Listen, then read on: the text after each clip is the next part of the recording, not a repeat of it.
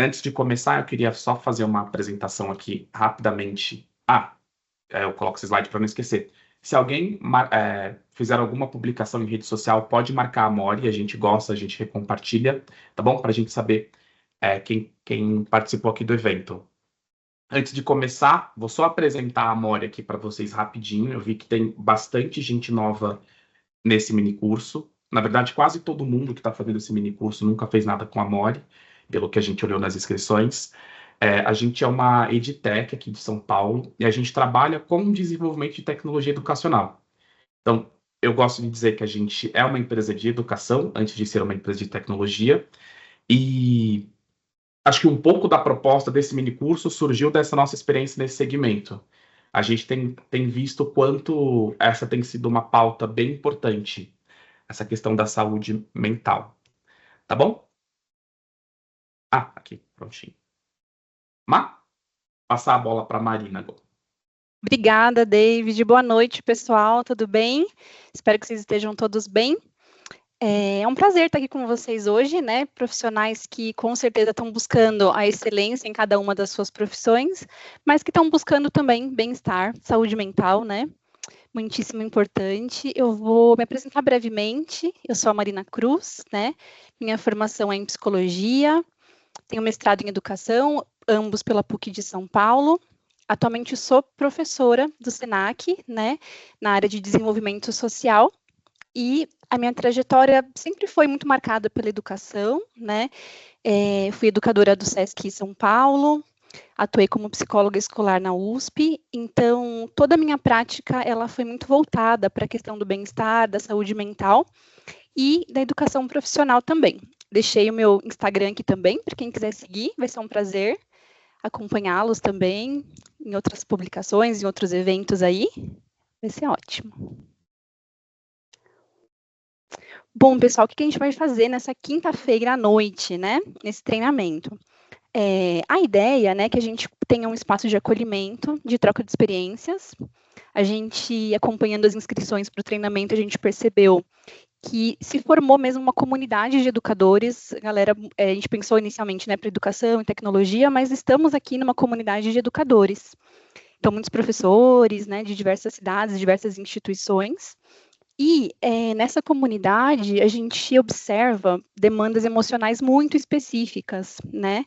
Seja os professores levando um trabalho extra para casa, tendo dificuldade de conciliar, né, a vida profissional com a vida pessoal, sejam o dia a dia mesmo, né, de trabalho, que muitas vezes demanda, aí acontece um estresse muito grande, um adoecimento, né? Então, a gente vai falar sobre isso hoje, né? E quando a gente pensa em saúde mental, comparando com a saúde física, assim, na saúde física, se a gente negligencia algo, deixa de lado, rapidamente aparece, né? Então, vamos imaginar, uma pessoa almoçou coxinha a semana inteira, uma hora vai aparecer alguma coisa, vai dar uma dor de barriga, um incômodo mais visível, assim, né? Algum momento vai falar assim, não, para que não dá, tem que refazer a rota, tem que comer alguma coisa saudável. Mas na saúde mental é um pouquinho diferente, né? Ela é um pouquinho mais complexa, envolve muitos tabus na sociedade, né? Nossa, mas o que? Eu tô ficando louco? Será, né? Então, na saúde mental, é muito comum a gente ter uma tendência a ir ignorando e suportando e aguentando, deixando para depois, né? Então, esse treinamento, a ideia é que seja essa, né? Que a gente consiga falar e ampliar a nossa percepção e compreensão sobre o que é saúde mental, mas principalmente, gente, se vocês conseguirem sair daqui hoje com mais ferramentas de prevenção em saúde mental, né? Para o dia a dia de vocês, para o cuidado diário de vocês, a gente vai ter atingido o nosso grande objetivo com esse treinamento, tá bom? Muito bom. A nossa, quando eu falei com a Má, eu encomendei mesmo que a gente fizesse alguma coisa que fosse instrumental no sentido de que a gente pudesse sair. Eu sei que 2 horas é pouquinho tempo, mas que a gente pudesse sair daqui com a sensação de que a gente, pelo menos, compreendeu para onde é que a gente tem que olhar quando a gente está falando de saúde mental. Tá bom? Não vou dar muito spoiler, não posso nem falar muito, né? Porque eu conversei bastante com a Má antes dessa formação. E, enfim, tá bem legal. Vou avançar aqui. Má, você vai falando se eu tiver que avançar, tá bom? Se eu perder aqui, porque eu Perfeito, pode também. deixar. Então, o que a gente vai tratar hoje, pessoal? Primeiro, né, sobre o que é saúde mental. Então, a gente vai conversar sobre as dimensões que existem, né? Vou trazer um pouquinho de dados para vocês sobre o panorama da saúde mental no Brasil e no mundo, atualmente, né? Os desafios do trabalho nos tempos atuais, o século XXI, o que esse momento, né, da indústria 4.0, o mundo globalizado, o que ele trouxe de desafios para nós, né? O que a gente deve saber sobre saúde mental, então as dimensões sociais e coletivas da saúde mental no trabalho. E a gente vai ter práticas e discussões sobre a dimensão individual, sobre o que está ao nosso alcance para a gente cuidar da nossa saúde mental. Então, essa é a estrutura do nosso treinamento de hoje. Pode passar. Vamos começar, pessoal, com uma nuvem aqui nossa, né? Nessa pergunta para vocês, essa reflexão inicial. O que é saúde mental para você? Vou pedir para vocês acessarem, né, essa menti.com e entrar com esse código que está na tela. E eu vou compartilhar a nuvem de palavras que vai se formando aqui do nosso grupo sobre o que é saúde mental.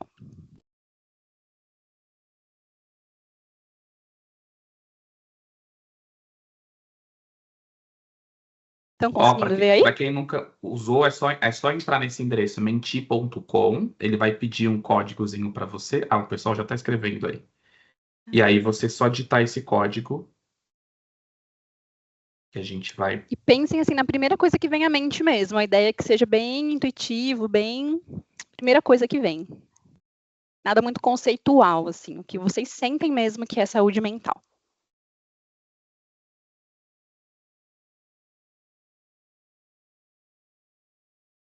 Importante, cuidado, bem-estar, autocuidado. Perfeito. Corrida, que bacana. Eu amo fazer esse mentir porque aparecem coisas muito surpreendentes. Paz interior, bacana. Equilíbrio emocional.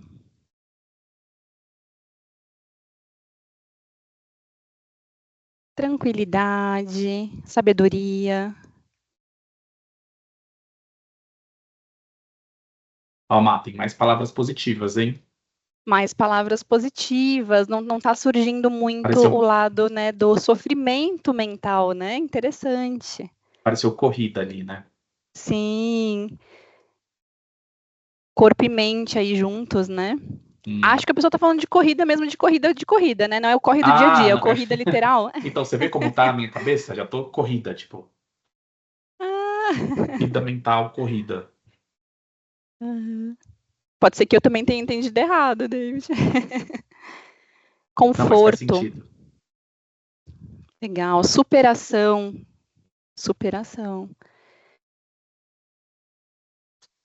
Autoestima. Legal. Vocês estão trazendo muitos aspectos, né, que se referem ao indivíduo, assim, né? A gente vai discutir bastante sobre isso hoje. Mente tranquila. Legal. Harmonia. Perfeito. Acho que podemos seguir, né? Tranquilidade apareceu bastante, né? Oi? Você vai ter que passar a tela para mim, agora. Esse é o nosso retrato, tá, turma, né? Dessa quinta-feira à noite aqui, assim que vocês estão sentindo, né, que está a saúde mental. Passou, né, David? Foi. Passei. Beleza. Diante disso, pessoal, vou trazer para vocês... O Rubem falou, é corrida de exercício físico. É eu que tô com a cabeça na coisa corrida. No acelerado. Saúde mental. Só preciso escrever, né? Preciso urgente, preciso correr para buscar, né?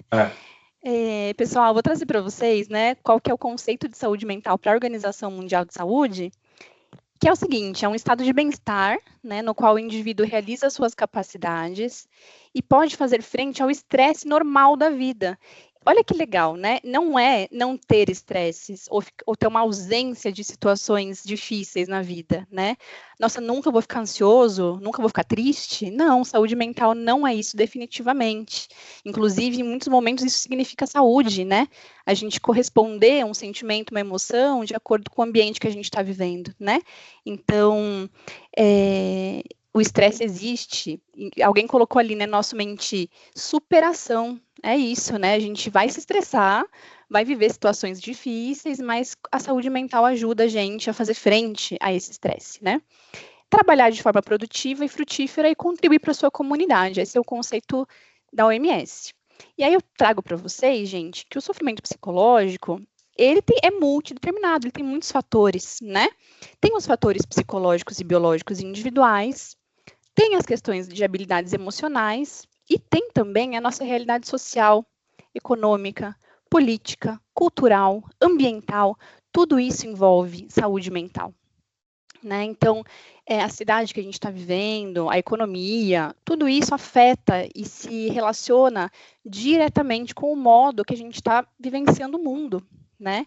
E tendo mais ou menos saúde, né? Então, muitas vezes a gente vai estar em ambientes, né? Se a gente for pensar nessa questão da multideterminação, vamos pensar numa analogia aqui de uma planta, né? Uma planta, ela tem os cuidados, vamos dizer assim, mais individuais dessa planta, né? Então a gente vai regar, vai podar, vai colocar um adubo, mas se ela estiver num ambiente tóxico, né? Um solo infértil, ou se ela estiver exposta, né, a condições climáticas ruins, essa planta ela não vai ser saudável, né? Então pensem nisso, pensem nessa planta, na saúde mental, né? É necessário sim o cuidado individual, mas a gente também tem que olhar para as condições em que a gente está, o ambiente em que a gente está. Tudo isso faz parte, tá? Conforme eu for falando, seria muito bacana se vocês se for surgindo insights, né? Se for surgindo questões, até mesmo comentários, mesmo que não sejam perguntas, ia ser muito legal o que vai ressoando aí dentro de vocês para vocês colocarem no chat aqui para a gente ir acompanhando e tendo esse sentido de pertencimento do nosso grupo também, de ver como que cada um está pensando essas questões, se faz sentido para vocês, tá bom? Pode passar, Isso, David. se alguém não conseguir desabilitar o microfone, porque às vezes a pessoa cai e volta e aí o microfone fica bloqueado, é só levantar a mão que a gente desbloqueia, tá bom? Se quiser falar. Perfeito. Eu estou permitindo de todo mundo que está entrando aqui. Mas eu quero fazer um comentário aqui. Claro. Na verdade, é bem legal essa abordagem que você traz, porque quando a gente pensa em sofrimento mental, a gente tende a colocar a culpa em alguma coisa ou algum fato isolado, né? Ou no trabalho, ou em alguma coisa lá relacionada à família, relacionamento. E aqui você está trazendo que o sofrimento psicológico ele é multideterminado, né? Então, Isso. E assim, David, tem duas, quando a gente fala em saúde mental, tem duas posições que são muito solitárias, né? Tanto eu ser a pessoa que eu penso assim, que eu vou ter que dar conta de tudo sozinha, que a culpa é minha, que é uma falha pessoal, né? E tem muito estigma ainda, né, quando a gente fala de saúde mental, né? Então, é porque a pessoa é fraca, ou que a pessoa não deu conta, né? É muito difícil lidar com isso, né? Essa posição do acho que dou conta de tudo sozinha, eu que tenho que dar conta de tudo, é solitária, mas a outra posição de que não dá para fazer nada também é muito solitária. Então, assim, tá difícil mesmo, fica uma coisa muito fatalista, né? O mundo tá assim mesmo, a economia tá desse jeito, não tem o que melhorar. Então, as duas posições são extremos que a gente deve evitar, né? A gente tem que pensar assim, claro, tem uma perspectiva mais ampla, que eu preciso compreender, cultural, política, mas existem coisas que eu posso fazer, que estão ao meu alcance, principalmente para prevenir questões de saúde mental, né? Então, esse que é o gancho da coisa toda. você vai Faz trazer isso sentido pra para gente hoje, vocês, né? gente? Oi? Você vai trazer isso pra gente hoje. Exatamente. Tá fazendo total sentido, Má. Deixa eu avançar. Pode avançar aqui? Pode, por favor. Gente, agora um pouquinho, alguns dados, assim, tá? 10% da população global, né, de acordo com a OMS, tem algum distúrbio de saúde mental. Então, ansiedade, depressão, burnout, tá? Outro dado aqui é que 9,3% da população brasileira sofre com transtornos de ansiedade e é a maior taxa da América Latina. A gente teve também um 25% de aumento na prevalência de ansiedade e depressão em todo o mundo depois da pandemia, né? E um dado que me chama muito a atenção particularmente, né, é esse dado de que 66% dos professores e professoras já precisaram se afastar do trabalho por questões de saúde. Isso na saúde no geral. E desses 66%, 87% acredita que o seu problema é ocasionado ou intensificado pelo trabalho, tá? Então, olha só do que a gente está falando, né? Do tamanho da questão que a gente está falando, né? Tem um insight aqui, que é quando a gente... Na verdade, esse workshop, isso que a gente está fazendo aqui, surgiu de mesas de bar mesmo, de contextos informais em que a gente que trabalha com educação e tecnologia, nós tem percebido que está quase todo mundo tomando remédio, ou conhece alguém que toma remédio, ou as pessoas estão adoecendo, a gente, nossa, essa nossa, e essa numa pauta, inclusive. Será que é a nossa profissão que está adoecendo as pessoas, ou está todo mundo ficando doente mesmo? E aí uma das coisas que a gente levantava, olha, não, acho que isso não tem a ver necessariamente com esse trabalho, tem a ver com tá todo mundo ficando doente mesmo. E aí quando a gente preparou aqui essa oficina para vocês, esse trabalho da a gente olhou antes, a expectativa era receber mais gente de tecnologia, era a minha expectativa, conversei com a Marina sobre isso. Falei, eu acho que vai ter bastante gente que trabalha com tecnologia, na frente de um computador, ali que está com muito contato com tela, está o tempo inteiro ligado. E, na verdade, não. A gente viu que quase todo mundo que se inscreveu eram professores. Então, foi um dado que me chamou bastante atenção. E agora, vendo isso aqui, também fico bem... até um pouco surpreso. Eu sabia que a gente estava ruim, mas não tanto nesse nível, né? Sim. E aí vão vindo as reflexões, né, gente? Vão pensando aqui quais são as hipóteses de vocês de por que os profissionais da educação estão tão adoecidos. Que tipo de estilo de vida, o que está acontecendo na educação, né? Que está produzindo esse sofrimento todo, né? Podemos passar, David. Mais um dado importante aqui, gente. O Brasil registrou, né, o ano passado, o maior número de afastamentos por ansiedade e depressão em 10 anos. Né, o Ministério da Previdência Social lançou, né, esse dado. Então, olha, foram quase 500 mil licenças médicas concedidas em 2024, que é um aumento, né, de 68% em relação ao ano anterior. Né? Os especialistas eles têm muitas hipóteses, né, desde reflexos da pandemia, quanto, né, a sensação de incerteza no mundo do trabalho, né, efeitos da desigualdade, enfim, a questão da hiperconectividade. Então, são muitas as hipóteses, né? Mas olha para esse dado aqui também. Na educação, 112 professores são afastados por dia em São Paulo, só no estado de São Paulo, por problemas de saúde mental. Por dia, gente. 112 por dia. É muita gente, né? E esses números, pessoal, eles não são estatísticas assim frias, né? Essas pessoas têm nomes, né? Esse professor pode ser um jovem professor recém-formado, apaixonado por educação, entusiasmado, cheio de ideias novas. Pode ser um mestre experiente que já está há 30 anos na sala de aula, já viu muita coisa, né? São pais, são mães, são pessoas assim dedicadas, né? Podem ser colegas nossos, muitos de nós que estamos aqui podemos estar passando por isso ou conhecermos colegas que estão passando por isso, né? Então, eu trago os números para a gente entender a dimensão, mas a gente está falando de gente, né, no fim das contas, né? Podemos passar. E aí, eu relacionei aqui para vocês, né, os principais desafios do trabalho no século XXI, né, nesse momento de globalização, de economia, né, capitalista neoliberal. O que vai acontecendo com o trabalho nesse contexto, pessoal? Uma intensificação do trabalho, né, que é a exigência de fazer mais em menos tempo, com menos recursos, né, de mais entregas. E, especificamente para esse tema dos desafios, eu gostaria muito que vocês pudessem ir compartilhando no chat exemplos do que eu for falando, tá? Por exemplo, em relação à intensificação do trabalho, algo que a gente vai ouvindo muito no dia a dia de professores são o aumento, por exemplo, de alunos por sala, a lotação das salas, né? Isso é uma intensificação do trabalho, porque o professor que dava aula, por exemplo, para 30 alunos antes, está dando aula para 60, e isso não só na educação básica, a gente tem relatos de aumento de número de turmas no ensino superior também, né? Então, professores, por exemplo, que estão tendo que fazer mais com menos recursos, né? Então, essa é assim que se expressa a intensificação do trabalho no dia a dia dos profissionais da educação, né? Marília comentou aqui, né, que os professores não estão sendo escutados. Ele, como ser humano, quer ser ouvido também. É isso, com certeza, Marília. A pressão por resultados, né, pessoal, em geral no mundo do trabalho, uma alta competitividade, uma cultura do desempenho muito forte, pouca colaboração, e especificamente também na educação, a gente pode falar um pouco aí das avaliações de desempenho docente, né, as avaliações padronizadas, né, aquilo que os professores precisam entregar, dar conta de conteúdo, e independente da turma, como é que tá, no ritmo que tá, mas tem que dar conta daquele conteúdo, né?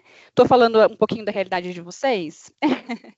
Ô, Márcia, você está falando uma coisa que a gente estava discutindo essa semana, especificamente sobre a escola pública, né? Sobre um conceito que o pessoal está usando agora, chama plataformização, porque eles estão colocando muitas plataformas nas escolas, e aí o pessoal mais técnico acha que isso vai melhorar a educação e não sei o que e tal, mas o que você observa, na verdade, é um professor tipo, que não está sabendo lidar, e o Estado fazendo um papel de uso dessa plataforma exatamente para isso que você falou, como um mecanismo de controle, de estar ali com dado, de estar olhando, e aí para um dado que na maior parte das vezes acaba não fazendo muito sentido com a realidade, né? Porque quando você ignora o fator humano, acho que o fator professor, principalmente, aquilo fica totalmente enviesado no sentido de, tipo, fica distorcido.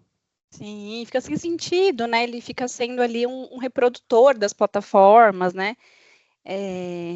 Com certeza, essa questão da plataforma entra muito nessa pressão por resultados, né? Que foi uma opção aí feita pelo governo do estado, né? Enfim, então isso está refletindo demais na saúde dos docentes, com certeza, né?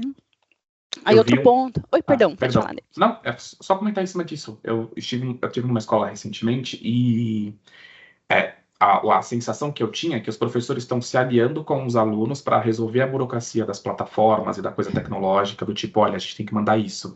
E aí, paralelamente, eles fazem o trabalho deles. Então, além do que, virou mais um fardo. Tipo, olha, além de me preocupar aqui com o meu trabalho, que já é muita coisa, eu ainda tenho que mandar os dados diariamente, mensalmente, semanalmente, por uma plataforma ou por uma tecnologia ali, que para eles a última coisa que está fazendo é ajudar, né? Exatamente, só sobrecarregou, com certeza. É isso mesmo.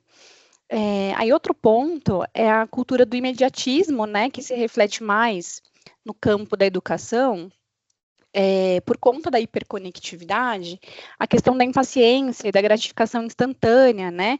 Isso é mais no relacionamento mesmo com os alunos, né? O quanto as gerações foram mudando, e para o professor, muitas vezes é mais difícil captar essa atenção diante de estímulos, hiperestímulos, que muitas vezes os jovens, né, estão expostos, né? Então, essa cultura do imediatismo, ela também aparece muito forte na sala de aula, né?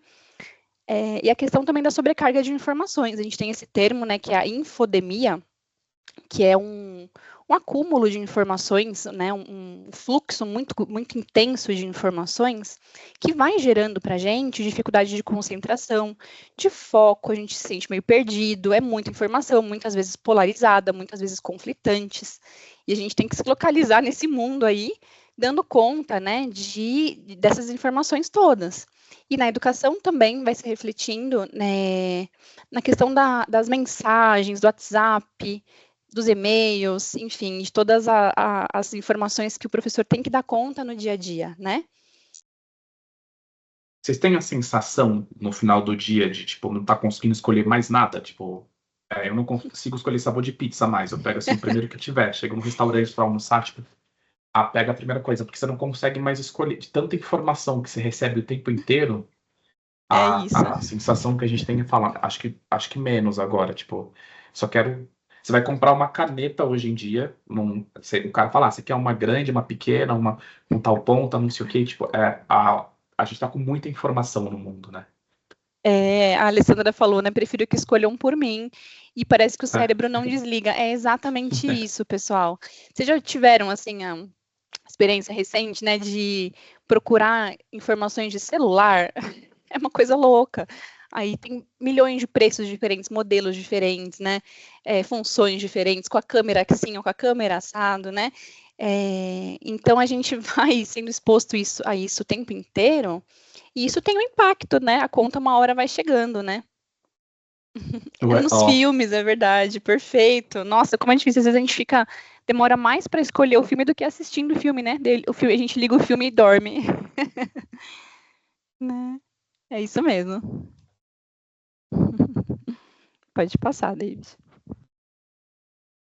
Então, pessoal, né, a gente juntando todas essas informações, né, da nossa realidade, desse mundo atual, né, tudo isso, né, em resumo, pode levar ao burnout, né, que é como se fosse nosso sistema pifando, né, um extremo cansaço e exaustão, e a precarização das condições de trabalho também, né? A gente tem fala-se muito de uberização hoje em dia, né? De contratos informais de trabalho, né? Incertezas. Então, tudo isso está presente nessas questões e se relacionam com a nossa saúde mental, tá bom?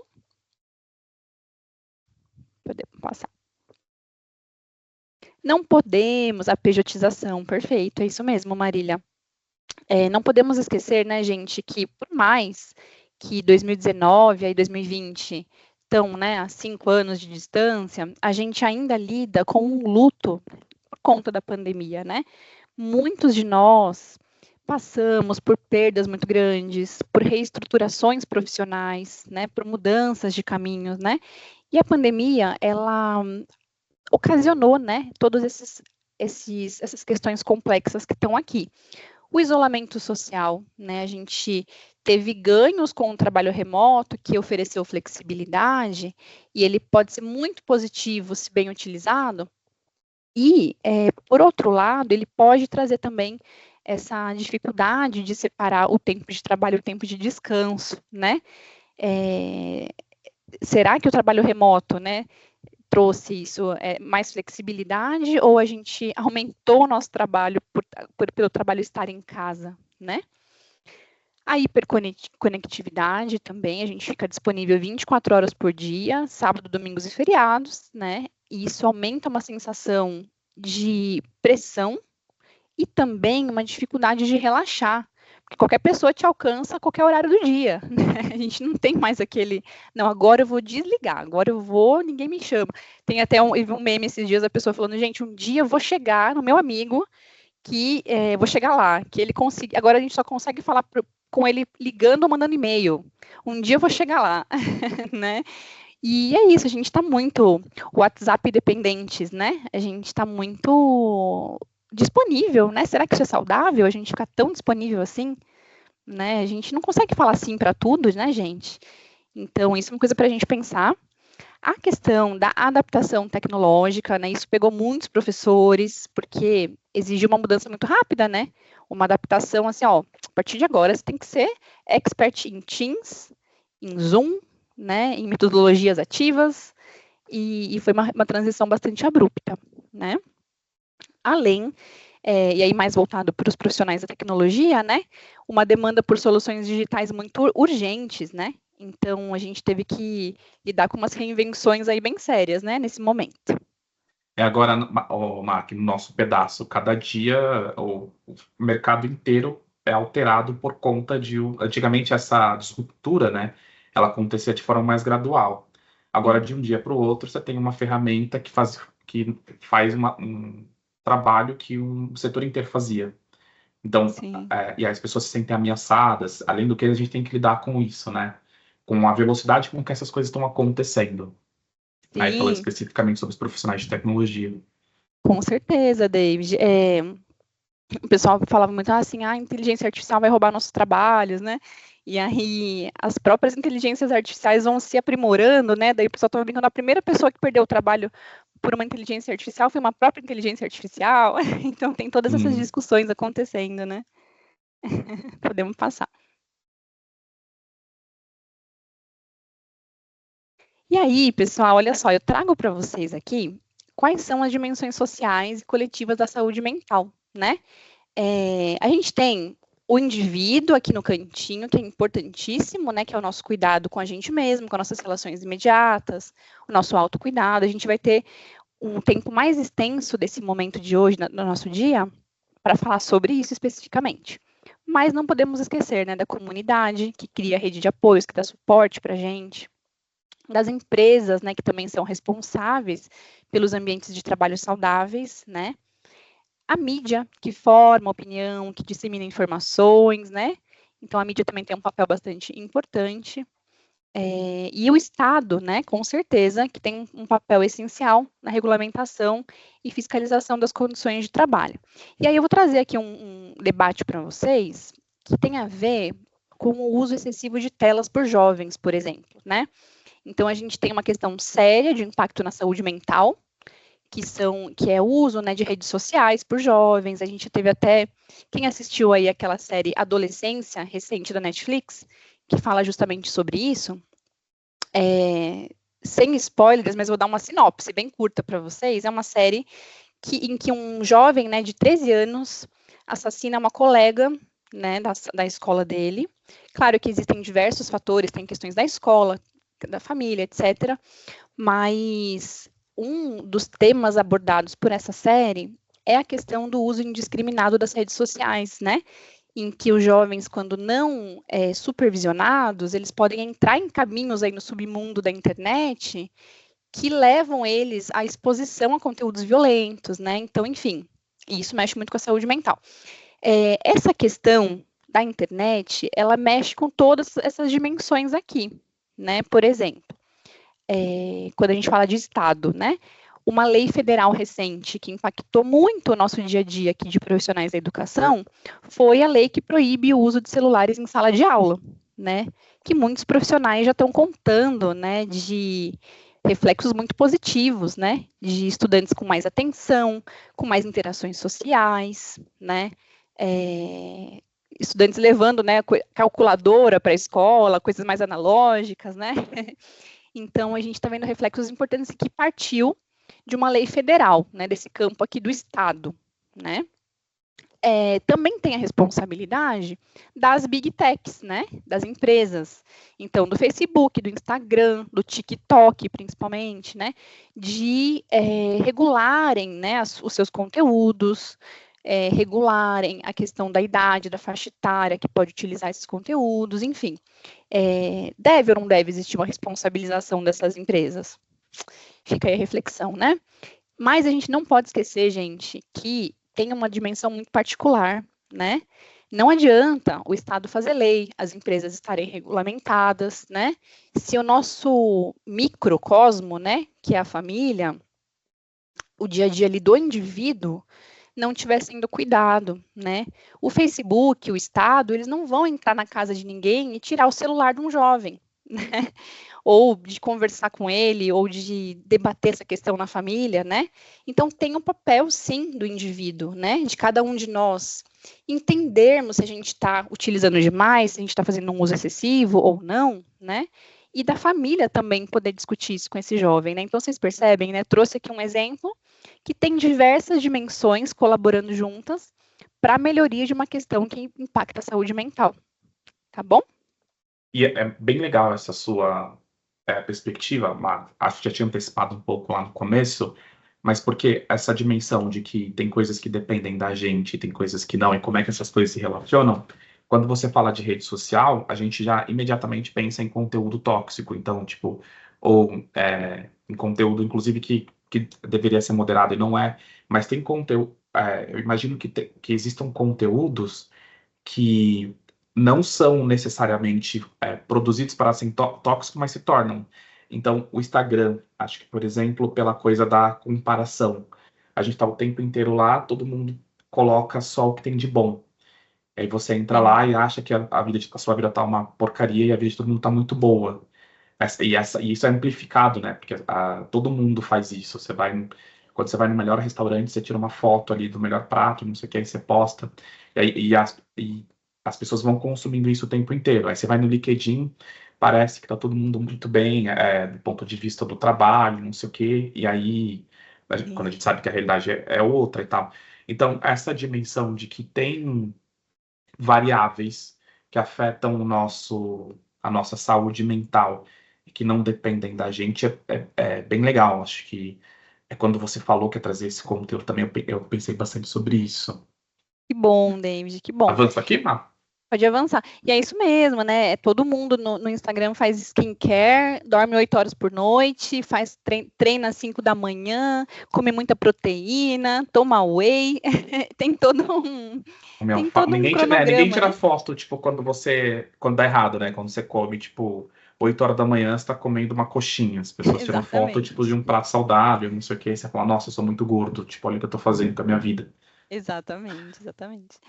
Bom, e aí, pensando nessa questão do Estado, pessoal, a gente teve uma atualização recente bastante importante, né, de uma NR, que é uma norma regulamentadora. As NRs, elas são, assim, requisitos, são leis, né, criadas pelo Ministério do Trabalho, né, que cuidam da saúde e segurança do trabalhador. E aí eu estou falando especificamente, né, dessa relação, né, de empregadores e trabalhadores no campo do CLT aí, né? Mas eu sei que aqui provavelmente tem pessoas que não são CLT, mas eu quero trazer com a NR a questão da responsabilização compartilhada entre quem você está prestando o serviço e você, né? Só de tomar uma aguinha aqui rapidinho. Tá, no nosso contexto, Má, essa coisa da por mais que não seja CLT, acho que é uma discussão importante você trazer, porque essa NR, e aí a gente conversou um pouquinho antes sobre isso aí, ela traz, de alguma forma, acho que de forma mais geral, essa ideia de que a saúde mental é uma coisa compartilhada. Então, tem essa preocupação com a saúde mental, né? Tem uma dimensão que você toma conta e uma outra parte que é o seu empregador. E aí é isso, a gente está migrando cada vez mais para um mercado onde alguém falou em pejotização, né? Onde está todo mundo migrando para esse modelo de trabalho, ou informal, ou como PJ. E aí tem uma pressão a mais além do que, porque você não tem mais ali um- uma segurança de que no próximo mês você vai estar empregado, e tá meio que todo mundo assim. Acho que até a dimensão Estado, né? Eles pararam de contar pessoas como informais que são PJs, antes eles contavam. Então, Sim, assim, parece que tem mais gente empregada, mas na verdade você tem mais gente como PJ nesse momento. verdade, verdade.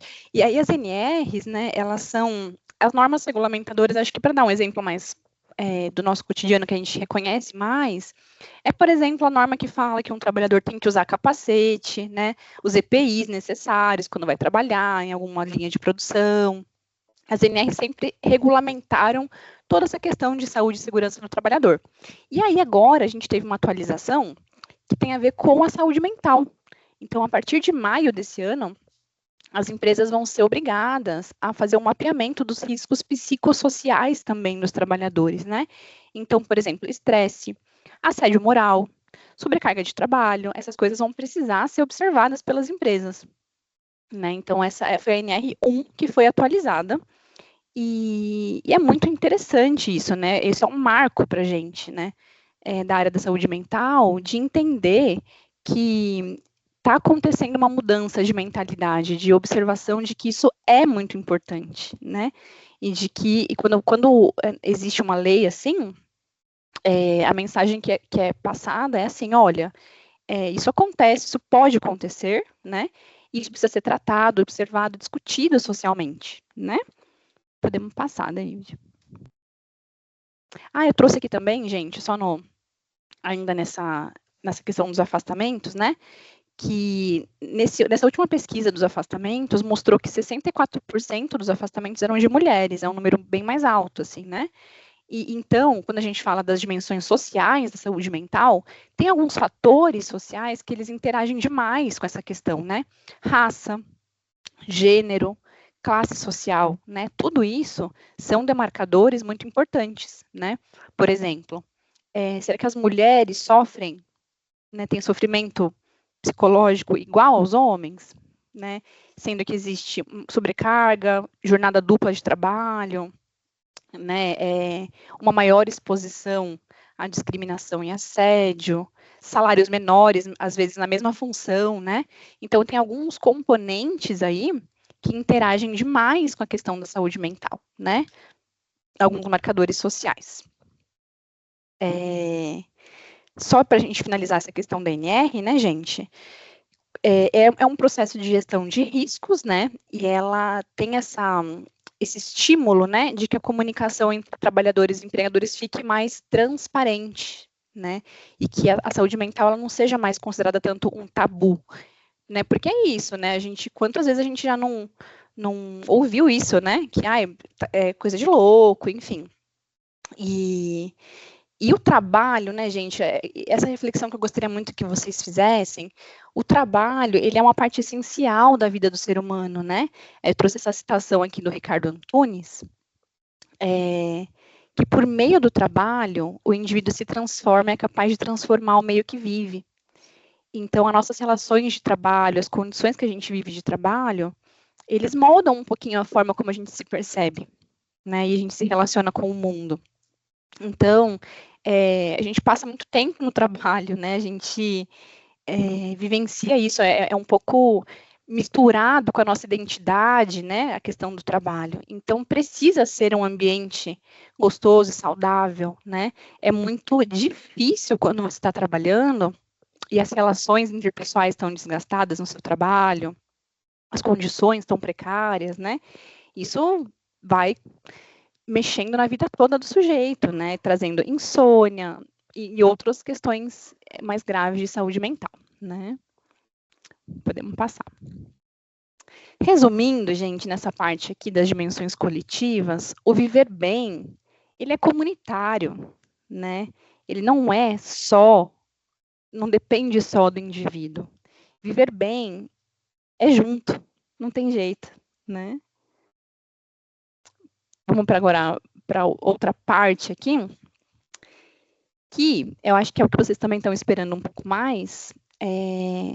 Tá bom, Marina, a gente já falou, né, de que tem muitos fatores envolvidos, a gente entendeu que é uma questão ampla, mas então o que está no nosso alcance de verdade em relação à prevenção em saúde mental? Né, o que a gente pode fazer para prevenir?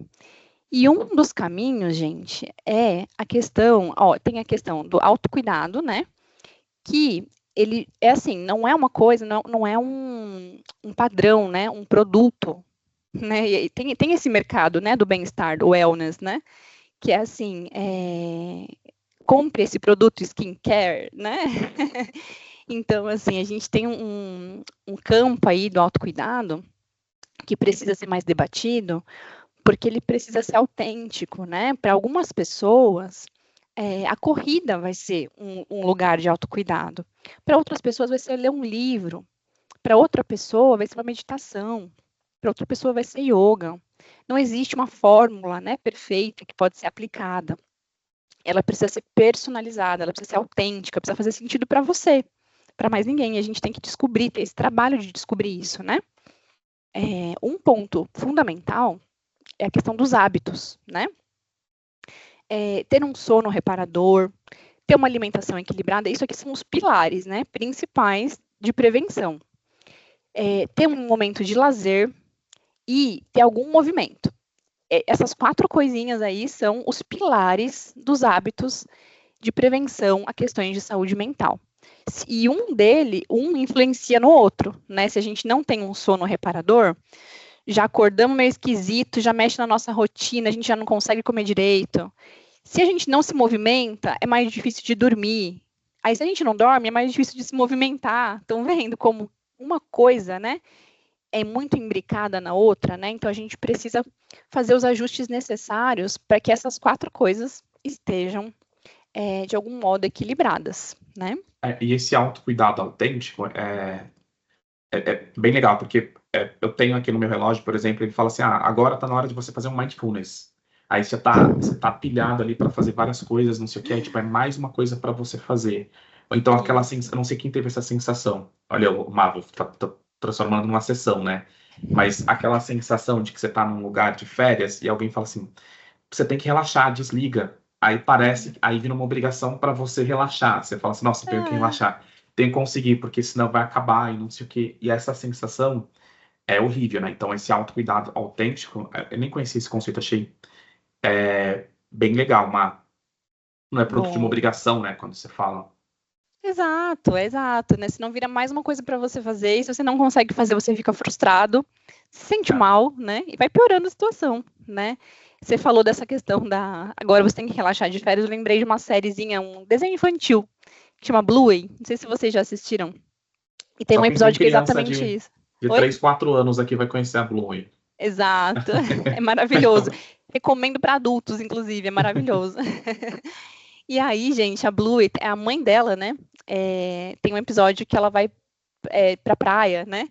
E aí é exatamente isso que acontece. Ela senta na cadeira de praia, abre um livro, olha para o mar e fala assim, gente, o que eu faço agora? É isso? Né? Então, assim, se a gente não tá com isso bem definido, da importância, ou do que faz sentido pra gente mesmo, né? Pode ser que a gente se engane aí com fórmulas, né? É isso mesmo. Outro ponto é que se o seu sofrimento tiver muito intenso, aí a gente não está falando mais do campo da prevenção, né? A gente está falando da busca de ajuda e da necessidade de orientação profissional, né? De um cuidado profissional, seja com psicólogo, com psiquiatra, com outros profissionais, né? Importantíssimo esse ponto, tá, gente? E, por fim, que é o que a gente vai falar a partir de agora e vai desenvolver exercícios e práticas para exercitar, né, essas ferramentas de cuidado, tem a ver com as habilidades emocionais. Vocês vão ver que cada soft skill que eu estou chamando, né, soft skills são habilidades comportamentais que a gente pode desenvolver, aprender, aprimorar, né? Cada uma dessas soft skills tem uma relação com algum ponto da saúde mental. Então, isso a gente pode realmente exercitar, né? Isso eu quero que vocês saiam com essa mensagem hoje, tá? Podemos começar com a primeira soft skill que eu vou apresentar para vocês, então? Opa, perdão. Tá. Não, é isso mesmo, isso mesmo. Esse a gente já falou, o próximo, que tem a ver com isso, que é a busca incessante pela melhor versão de si mesmo, né? Que pode até gerar uma certa ansiedade, né? Enfim. Melhor 1% a cada dia. Isso, exatamente. A melhor Calma, né? versão, não sei o quê. Edmilson perguntou aqui, né? Existe um momento em que é preciso se afastar das atividades? Pergunta muito boa, Edmilson. É isso, é quando você percebe que aquela atividade está sendo altamente tóxica para você, né? Quando ela está te causando intenso sofrimento, né? Então, é um momento em que precisa parar e recalcular a rota realmente, né? Muitas vezes não dá, né? Muitas vezes a gente não consegue fazer isso, então a gente precisa de algum modo produzir alguma mudança nessas atividades, na estrutura dessas atividades, ou enfim, mas o momento é quando o sofrimento está muito grande, né? Que está te paralisando, ele já não está mais um sofrimento normal, né? Se a gente for pensar numa ansiedade, ansiedade para a gente fazer uma coisa nova, para a gente viajar, para a gente, ou um frio na barriga quando a gente vai fazer alguma coisa, né? Isso faz parte, isso é uma emoção humana muito genuína, né? Agora, quando a ansiedade te impede de fazer o que você gosta, ela tá muito grave, né? Ela te paralisa, ela te torna disfuncional, ou ela te incapacita de alguma maneira, esse é o momento, né? De buscar ajuda e de procurar olhar para esse ambiente, né? Se existe algo que pode ser mudado nesse ambiente, tá bom? Vou fazer uma pergunta para você também. Uhum. E aquela sensação que algumas pessoas têm de que, tipo, amanhã é segunda-feira, eu vou ter que ir para aquele trabalho que eu odeio. Uhum. Isso é normal? O Ou até pessoal que brinca ponto que isso é é normal? a síndrome do fantástico, né? Passa a abertura do fantástico, já começa a dar um desespero, né? Gente, isso não é legal, né? Não é normal. A gente, de algum modo, né? Como a gente está discutindo, o trabalho é parte fundamental da nossa existência, né? Não dá para a gente levar isso, empurrar com a barriga muito tempo, né? Quando a gente não encontra, assim, nada de satisfação, né? O mínimo de sentido. E isso, às vezes, não tem a ver, né, com uma natureza só de um trabalho difícil. Né?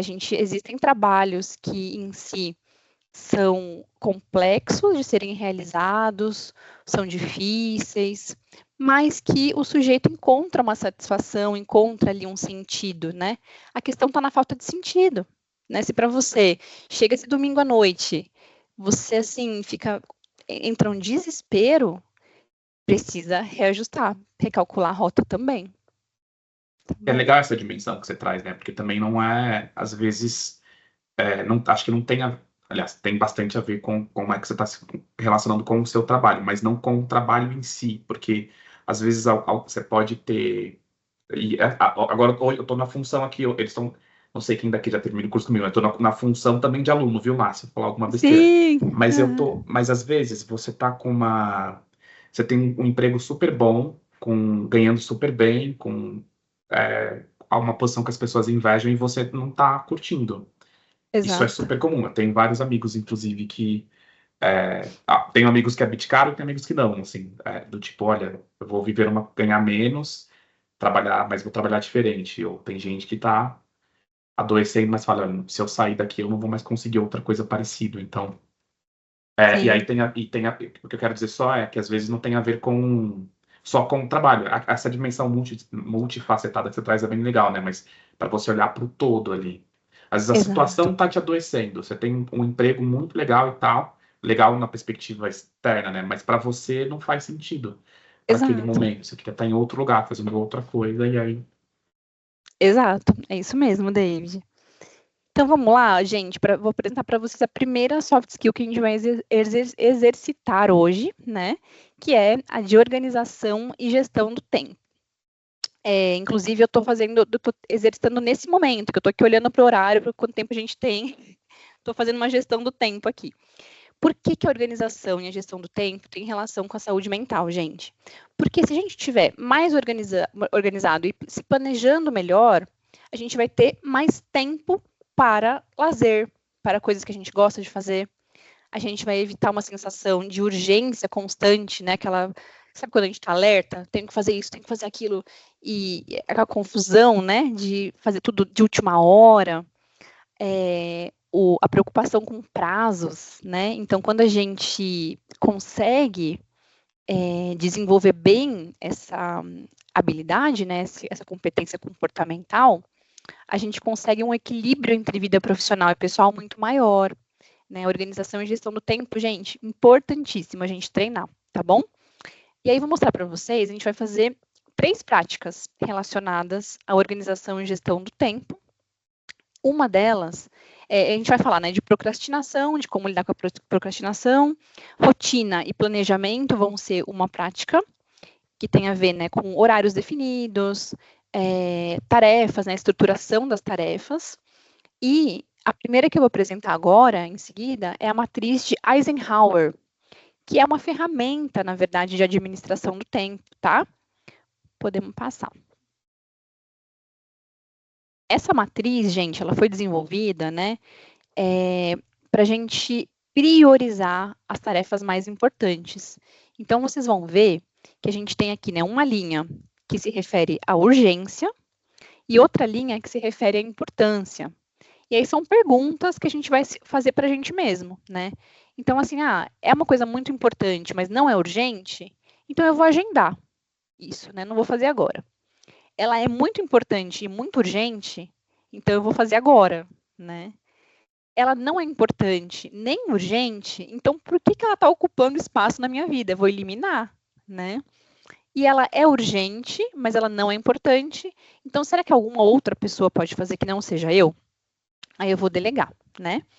Então, a lógica da matriz de Eisenhower é essa, né?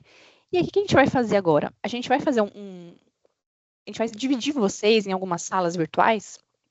E a ideia, eu vou passar uma lista aqui, né? Vou colocar. Só um segundo. A gente vai colocar uma lista aqui para vocês no chat para vocês acessarem. E aí, quando vocês estiverem na sala, vocês vão discutir aí com as pessoas que vão estar na sala de vocês o que é importante, mas não é urgente. Então, assim, vocês vão colocar lá, né? É importante, mas não é urgente. Tal ação. Vão ser 20 ações para vocês organizarem, tá bom? Então, isso é o que vocês vão fazer depois com a vida de vocês também. Tá joia? Tá. Uma dúvida, a gente vai dividir em 3 ou 4 grupos? Só para o Edson saber aqui. Podemos dividir em 4 grupos. 4 grupos? E Isso. aí, são quanto tempo? Pode ser 10 minutos. 10 minutinhos? Então a gente vai dividir vocês agora em 4 grupos para essa dinâmica, e aí a gente já volta aqui em 10 minutinhos, tá bom? David, só precisava mandar antes para eles, só que eu não estou conseguindo colar aqui no bate-papo. Você tem a lista fácil aí? Não. Qual lista? Desculpa, Má. É o Word que você mandou pra gente? Tá no mudo. Eu tenho aqui sim. E você tá no mudo, Má. Perdão, não é aquele Word. Eu vou mandar de novo para você. Manda aqui no WhatsApp que a gente manda aqui no chat. Beleza, tô mandando. Edson, você distribuiu as pessoas nas salas? Deixa eu só...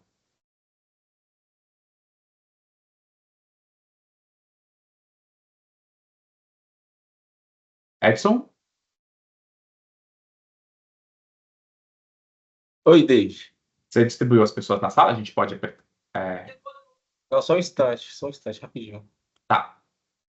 E aí, a gente volta então 8h10 aqui, né, Má? Pra sala com todo mundo. Isso.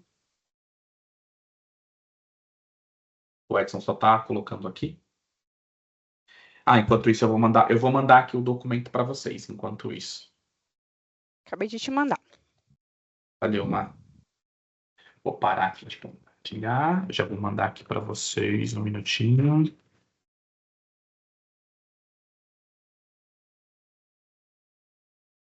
Chegou? Chegou. Tá fácil. Eu achei que era um documento, por isso que eu perdi aqui. Pronto.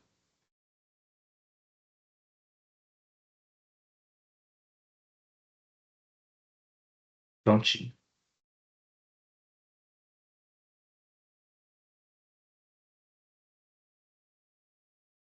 Deu certo aí, Edson? Senão eu consigo fazer por aqui, rapidinho.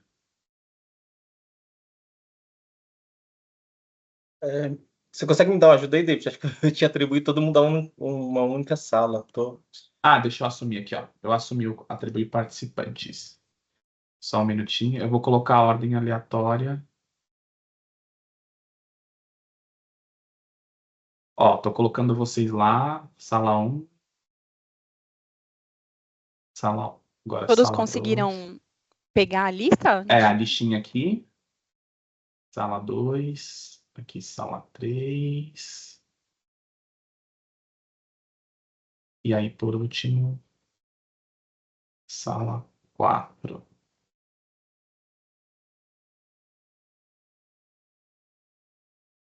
Pronto. Ó, 8 e 12 a gente volta então, tá bom? Tá atribuindo aqui. Vou abrir as salas. Pronto.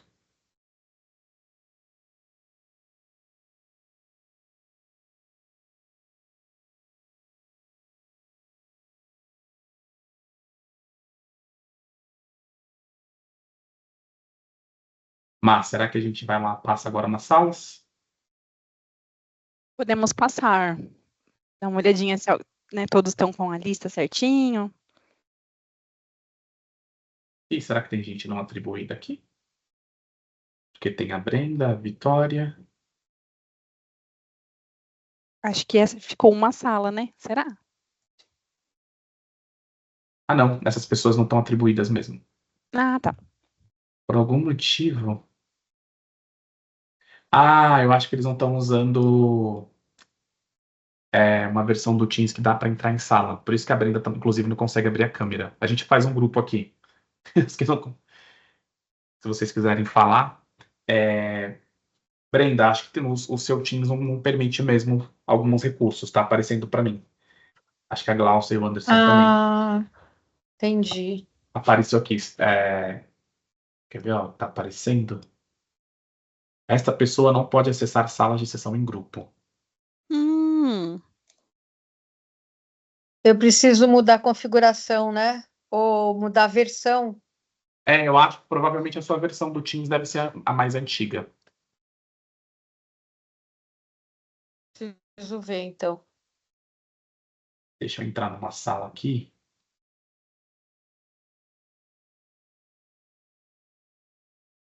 Já volto aqui, pessoal. Um Tá minutinho. joia. Gente, será que um de vocês conseguiria colocar no chat, né? Por exemplo, 4 tópicos, né? Urgente, que eu não estou conseguindo colar aqui, mas é urgente e importante. Aí, quais seriam dessas ações urgente e importante?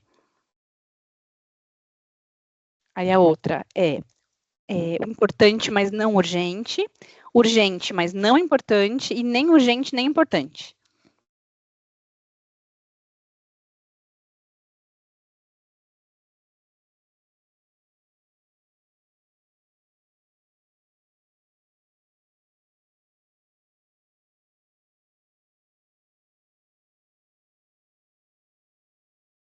Vocês estão com bate-papo acessível?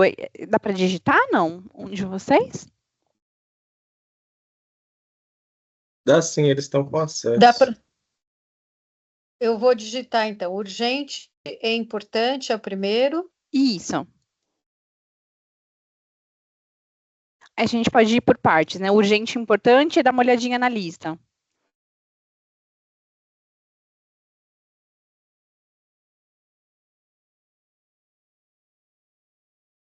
Agora eu tô conseguindo também digitar.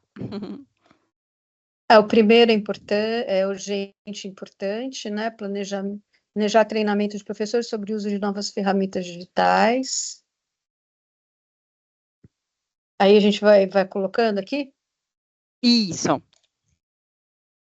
Então, vou colocar 1.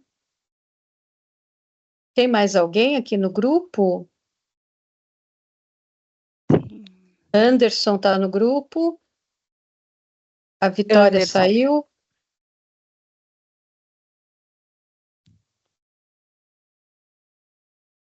Vamos lá. Planejar um treinamento, você acha que é urgente e importante, ou é importante, mas não urgente, pode esperar? Eu acho que está bem urgente, né? Bem importante, urgente e importante. Tá. Responder mensagens de WhatsApp não urgentes de amigos e familiares. Ah, não. Nem Não urgente, urgente, nem importante? É importante para bem depois. A Anderson tá aí. Tá. Você conseguindo ouvir bem a gente, Anderson? Se quiser colocar também as suas opiniões sobre a lista, tá? Quais que não são importantes. Perfeito. Entregar um relatório de desempenho do projeto para o chefe até o final do dia. É urgente e importante. Certo. Ler um livro sobre novas metodologias de ensino. É importante. Mas não urgente. Depende da situação de cada pessoa, né? É verdade. Sim. Navegar nas redes sociais. Perdão. Não, é bem importante. Agora, eu não sei se chega a ser urgente para cada situação, né? Sim. Navegar nas redes sociais sem um propósito específico. Nossa, negativo. Não é urgente nem importante. Perfeito. Bom, dá para um lazer, assim, eu acho que um lazer com a gestão do tempo, né? Sim. Exato. Porque senão a gente se perde ali sem um propósito específico e fica perdido, né? Sim, perfeito. Limpar uma caixa de entrada de e-mails. A minha caixa está lotada, vou separar um tempo para fazer isso. É urgente, importante? O que você acha? Eu acho que é importante. E urgente também. Se vai lotar a caixa... Tem que fazer logo, né? Aí tem um colega que tem uma tarefa simples que ele pode fazer sozinho. Não, então dá para delegar. Ele pode fazer sozinho. Perfeito. Que é a quarta É o Sim. quarto quadradinho ali do quadro, né? Isso, que é urgente, mas não é importante naquele momento, né? Uhum. Responder a um cliente importante com um problema urgente de software. Ah, é urgente. Tem que ser na hora, né? Tem que ser. Organizar arquivos antigos no computador, que não serão mais utilizados. Ah, é importante, mas não é urgente. Pode deixar para depois. Assistir a vídeos no YouTube. É importante, mas assim, se for só para assistir por lazer, é importante, mas talvez não seja urgente, né? Perfeito. Resolver um problema de segurança que afeta os dados dos alunos. É urgente. Urgente, perfeito. Urgente e importante. Jogar um videogame por horas seguidas. Não é urgente e tem que fazer a gestão do tempo. É importante com a gestão do tempo. Perfeito. Vou pular algumas, aí a gente dá E uma... voltou automático aqui, acho Ele que eu já falei para voltou? 90 e 10. Voltou Então tá automático. bom. Já estamos com a sala completa? Sim, acho que tá todo mundo aqui agora. Ah, tá joia. Eu queria perguntar para vocês como é que foi a discussão, se alguns de vocês puderem compartilhar, especialmente se vocês sentiram um senso muito grande de urgência. Por exemplo, olhando toda a lista, eu acho que tudo é urgente, ou eu acho que tudo é importante, ou eu acho que nada é urgente, eu acho que nada é importante. Eu queria ver um pouco de algum relato de alguém que teve essa sensação. Tudo é urgente ou tudo é importante. Ou se foi diferente. Podem falar que Dani, depois a Pri, pode falar.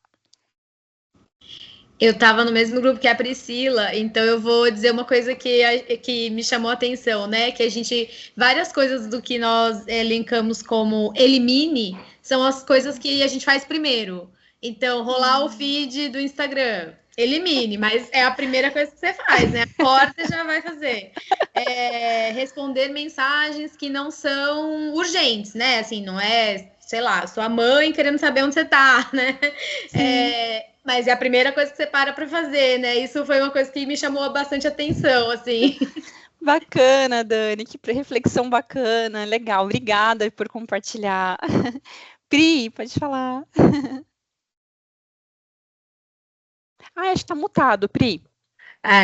O microfone tá fechado, Pri.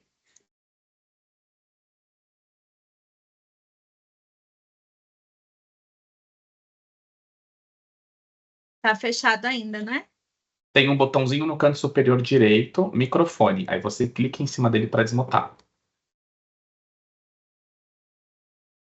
Ih, tá no mudo ainda.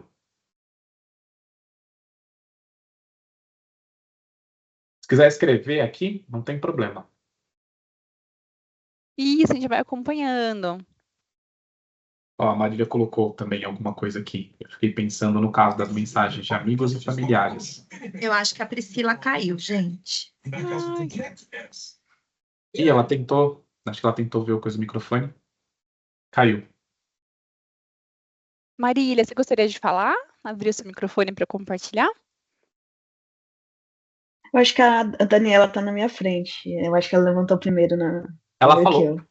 Ela já falou? Ah, tá, perdão. Eu fiquei junto no grupo do Nicolas e da Marlene, e a gente ficou um pouco pensativo nessa parte da mensagem dos amigos e familiares, né? Porque, assim, eles são importantes, né? E aí dá aquela sensação de, tipo, se não responde ali tão breve, é como se você tivesse menosprezando, porque, assim, quando a gente não responde na hora, a gente esquece.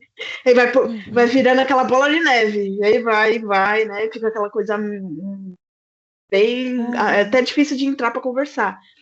E aí o Nicolas falou, depende do momento, né? Se for assim, se você tá naquele período ali de trabalho, evita, né? Mas aí quando você tá num momento mais assim, de repente ali no trajeto, né? Na hora de descanso, é legal estar respondendo porque é um contato ali, né? Que a gente tem com os familiares, amigos, que eles são faz parte, né? Da nossa vida. E outra coisa também que que a gente foi colocando, eu achei assim, tranquilo de ir colocando, né? Agendar, não sei o quê. Só que eu acho que no dia a dia a gente é tão sobrecarregado de informação que a gente não consegue pensar. A gente vai no automático, aí entra naquela questão da Daniela, né? A gente vai no feed, a gente fica lá no negócio do Instagram. Então, assim, quando a gente olha aqui, a gente consegue, isso aqui. Aí deu até uma sensação de tipo, é prático de colocar em prática, mas no final não. Sim. A gente racionalizar, né, pensar sobre a questão é tranquilo, o difícil é trazer isso para a prática, né, para o dia a dia, né, então, olha, o que eu realmente acho importante demais, e o legal é isso, gente, na discussão, né, por exemplo, jogar videogame, para pode ser que não tenha importância nenhuma, mas para alguns pode ser que seja importante, então, é uma coisa que a gente precisa refletir muito pessoalmente mesmo, né, acho que a Carol levantou primeiro, depois a Ana, né? Pode falar, Carol. Não, era por conta dessa coisa da gestão do tempo. Então, até eu vi que teve aqui, acho que o Eduardo colocou que não deu tempo de classificar. A gente sentiu isso no nosso grupo também. A gente começou a conversar e a gente foi olhando, começa a dar uma angústia, não ia dar tempo de terminar, e a coisa da gestão do tempo mesmo, assim, o que a gente vai fazer primeiro agora? Até para escolher o que a gente ia classificar, então... a coisa do foco também, né? Eu, por exemplo, olhei a lista, eu já passei o olho por tudo, eu não fui lá e li com calma, deixa eu ver o planejamento para ver o que eu vou colocar e depois responder a mensagem do WhatsApp. Eu já fui direto no último, vi o negócio do Instagram, fui passando o olho rápido, acho que a gente fica nessa... Nossa, muito legal, porque que ironia, né, do destino, a gente tá fazendo uma atividade sobre o tempo e sentindo falta de tempo e tentando entender o que eu priorizo, né? O que eu priorizo? Eu preciso analisar uma por uma, eu vejo tudo de uma vez, né? Eu passei em um dos grupos e aí eu reforcei isso eu acho que eu falei para um dos grupos, né? Que a ideia aqui na verdade, é colocar vocês em contato um pouco com a atividade, mas não tem certo e errado, não tem essa coisa do tempo, então vocês podem ficar tranquilos, tá bom? Inclusive, quem não quiser, eu vi que teve um grupo que as pessoas estavam conversando pelo chat, então a gente é para ser bem confortável. Isso, por favor. E essa ferramenta é realmente um contato inicial, né? Esse material vai para vocês depois, então a matriz de Eisenhower, no dia a dia mesmo, a gente faz ela de uma forma mais intuitiva, né? A gente não vai parar e classificar todas as nossas tarefas, a gente pode até fazer isso se a gente quiser, em alguns momentos mais cruciais, por exemplo, eu tenho que estudar uma coisa muito específica, deixa eu priorizar aqui o que eu vou fazer primeiro, né? Porém, no dia a dia é uma coisa muito intuitiva, é mais uma reflexão mesmo sobre o que eu considero importante na minha vida e o que eu considero urgente, né? E aí, queria deixar para vocês uma reflexão, que é assim, a gente tem uma tendência também, não sei se em algum grupo vocês observaram isso, mas das tarefas que são prazerosas ou ligadas a lazer, uma atividade cultural, algo nesse sentido, da gente deixar para depois, né? Então, nosso senso de urgência, muitas vezes a gente deixa o autocuidado por último, né? Isso acontece, gente, até nas políticas públicas, quando tem um orçamento baixo aí para uma área, para uma prefeitura ou para um governo, né? Geralmente a pasta que cai, que tiram, né, do orçamento é a cultura, né? Isso não é à toa, né? Então, assim, é uma reflexão que eu trago para vocês de que, às vezes, esse autocuidado, esse lazer, às vezes ele não é urgente, mas ele é extremamente importante, ele tem que estar planejado na nossa agenda. A gente tem que dar uma olhada e falar, gente, essa semana, que tempo que eu separei para fazer uma coisa que eu realmente gosto de fazer? Né? Porque senão a gente vai ficar apagando incêndio, vai ficar fazendo só o urgente e o importante, e não vai sobrar tempo para a gente, né? Acho que essa é a reflexão principal que eu queria trazer para vocês com a matriz, tá bom? A Ana levantou a mão, né, Ana? Isso. Não sei se você estava conseguindo ver, Mar. Pode falar, Ana. Então, eu queria dizer que eu dei uma olhada, assim, e tudo isso que eu ouvi até agora é uma coisa, assim, que eu já tenho por hábito de fazer, mesmo eu não conhecendo a matriz, né? Que Mas legal. eu tenho por hábito de fazer, de planejar meu dia, aliás, eu planejo minha semana, né? E eu tenho minhas agendas do que eu preciso fazer, em que dia e por quê, né? Então, justamente para não... Mas essa questão, isso no trabalho. No trabalho eu faço isso de boa e tal. Só que comigo, as minhas coisas, assim, eu vou procrastinando e deixando para lá, isso aí eu teria que fazer hoje. Não, mas eu não vou fazer, vou deixar para amanhã. Então, no trabalho eu consigo organizar esse tempo, a agenda e tudo, para não deixar cair nenhuma bolinha. Mas, na minha vida mesmo, foi muito importante, Ai, que porque bom. a gente aprender a fazer isso não só no trabalho, eu acho que não é só no trabalho que a gente tem que fazer, a gente tem que fazer isso na nossa vida inteira, né? Isso. Não agendar somente o que a gente precisa fazer do trabalho, mas agendar a nossa vida também. O que eu tenho que fazer, como você citou aí, lazer, descanso, e isso para mim ainda é assim, um probleminha, né? Porque eu não consigo fazer. No trabalho, de boa, mas na minha vida mesmo, eu não consigo fazer. Ai, obrigada, Ana. Que relato importante, né? Dani, pode falar. Ô, Má, fiquei até pensando aqui, né? Porque às vezes a mesma atividade, em momentos diferentes, ela vai estar em quadrantes diferentes, né? Então, jogar videogame, por exemplo, 3 horas da tarde, na hora que eu deveria estar trabalhando, não é minha prioridade. Isso. Mas se isso faz parte, né, lá do meu autêntico, lá que você colocou, como que é autocuidado autêntico, se isso me traz esse bem-estar, ele já entra em um outro quadrante no momento que eu tô no meu lazer, por exemplo, né? É isso mesmo. Daí em si não existe tarefa, né? Que é urgente ou importante, né? É a gente fazendo essa análise mesmo, entrando em contato com cada coisa que a gente, né, experiencia, assim, né? E aí você falando, Dani, eu lembrei de um vídeo que eu assisti ontem, pessoal, que era assim, era uma placa, sabe, um serviço de copiadora de Xerox, né? E aí tinha uma placa assim, ó, que era assim, ó, não faça não faça do seu atraso a minha pressa. Eu achei tão engraçado, porque assim, às vezes o que é urgente para o outro não é urgente para a gente, tá tudo bem, né? A pessoa vai ter que aprender a lidar com o tempo dela, né? Às vezes a pessoa chega desesperada com uma demanda assim, e a gente fala, calma, peraí, e é um limite também que a gente tem que colocar, né?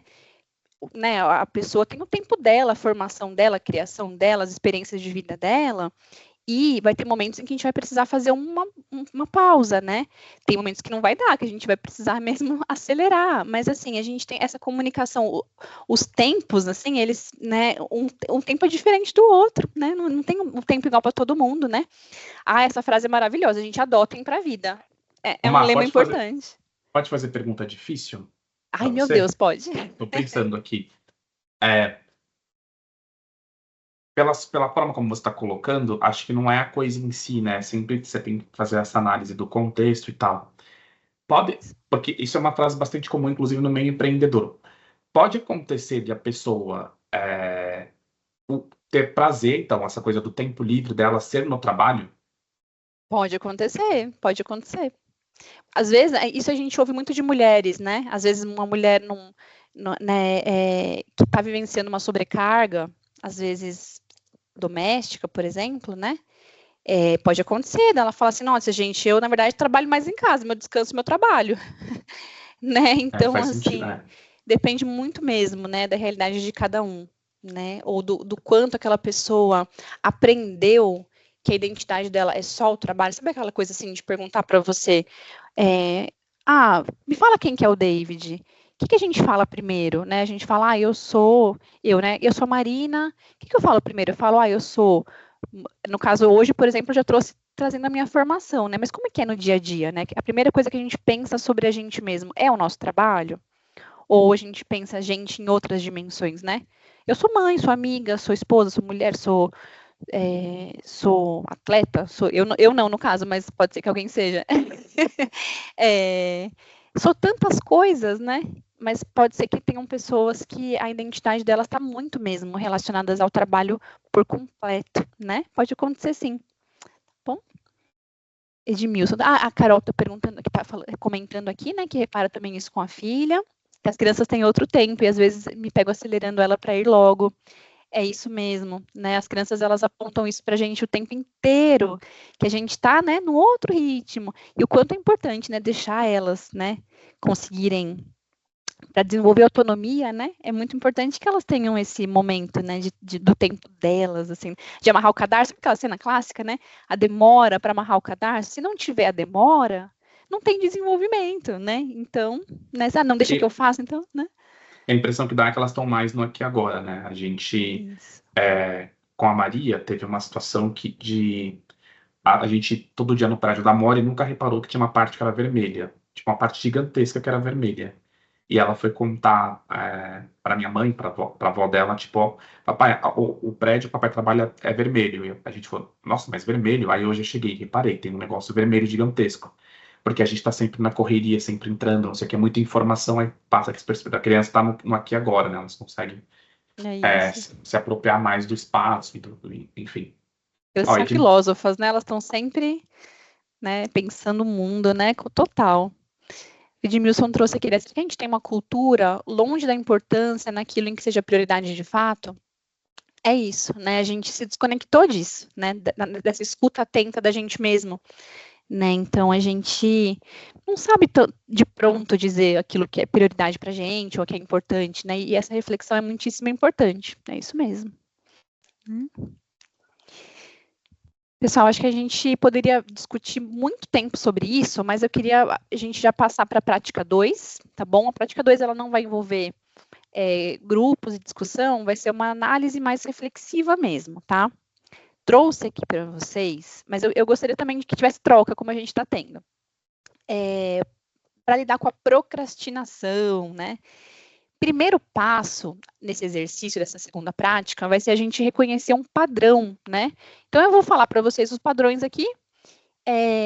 Quem se sentir confortável e à vontade, pode colocar no chat o número, né? Para falar, eu sou esse tal número aqui, né? Primeiro, o padrão de perfeccionismo. É a pessoa que, assim, ela nem começa a fazer porque não vai ficar perfeito, ela acha que não vai ficar bom. Então, a pessoa passa horas pesquisando, planejando, e pode ser que a gente tenha mais de um padrão, tá? Pode ser que hora a gente seja mais um, hora mais 4, pode ser. Mas essa pessoa do padrão do perfeccionismo, ela quer tudo tão perfeito que ela nem começa, né? Aí tem o padrão da fuga das tarefas desagradáveis, que é uma pessoa que ela tem dificuldade de começar as coisas mais desafiadoras, né? Então, ela quer fazer tudo o mais fácil e o mais prazeroso, vai deixando por último aquilo que é chato, mas precisa ser feito, né? Então, tudo aquilo que é desagradável vai ficando para depois. Tem também o padrão da distração constante, que é uma pessoa que se distrai com muita coisa, né? E-mails, rede social, outras interrupções, né?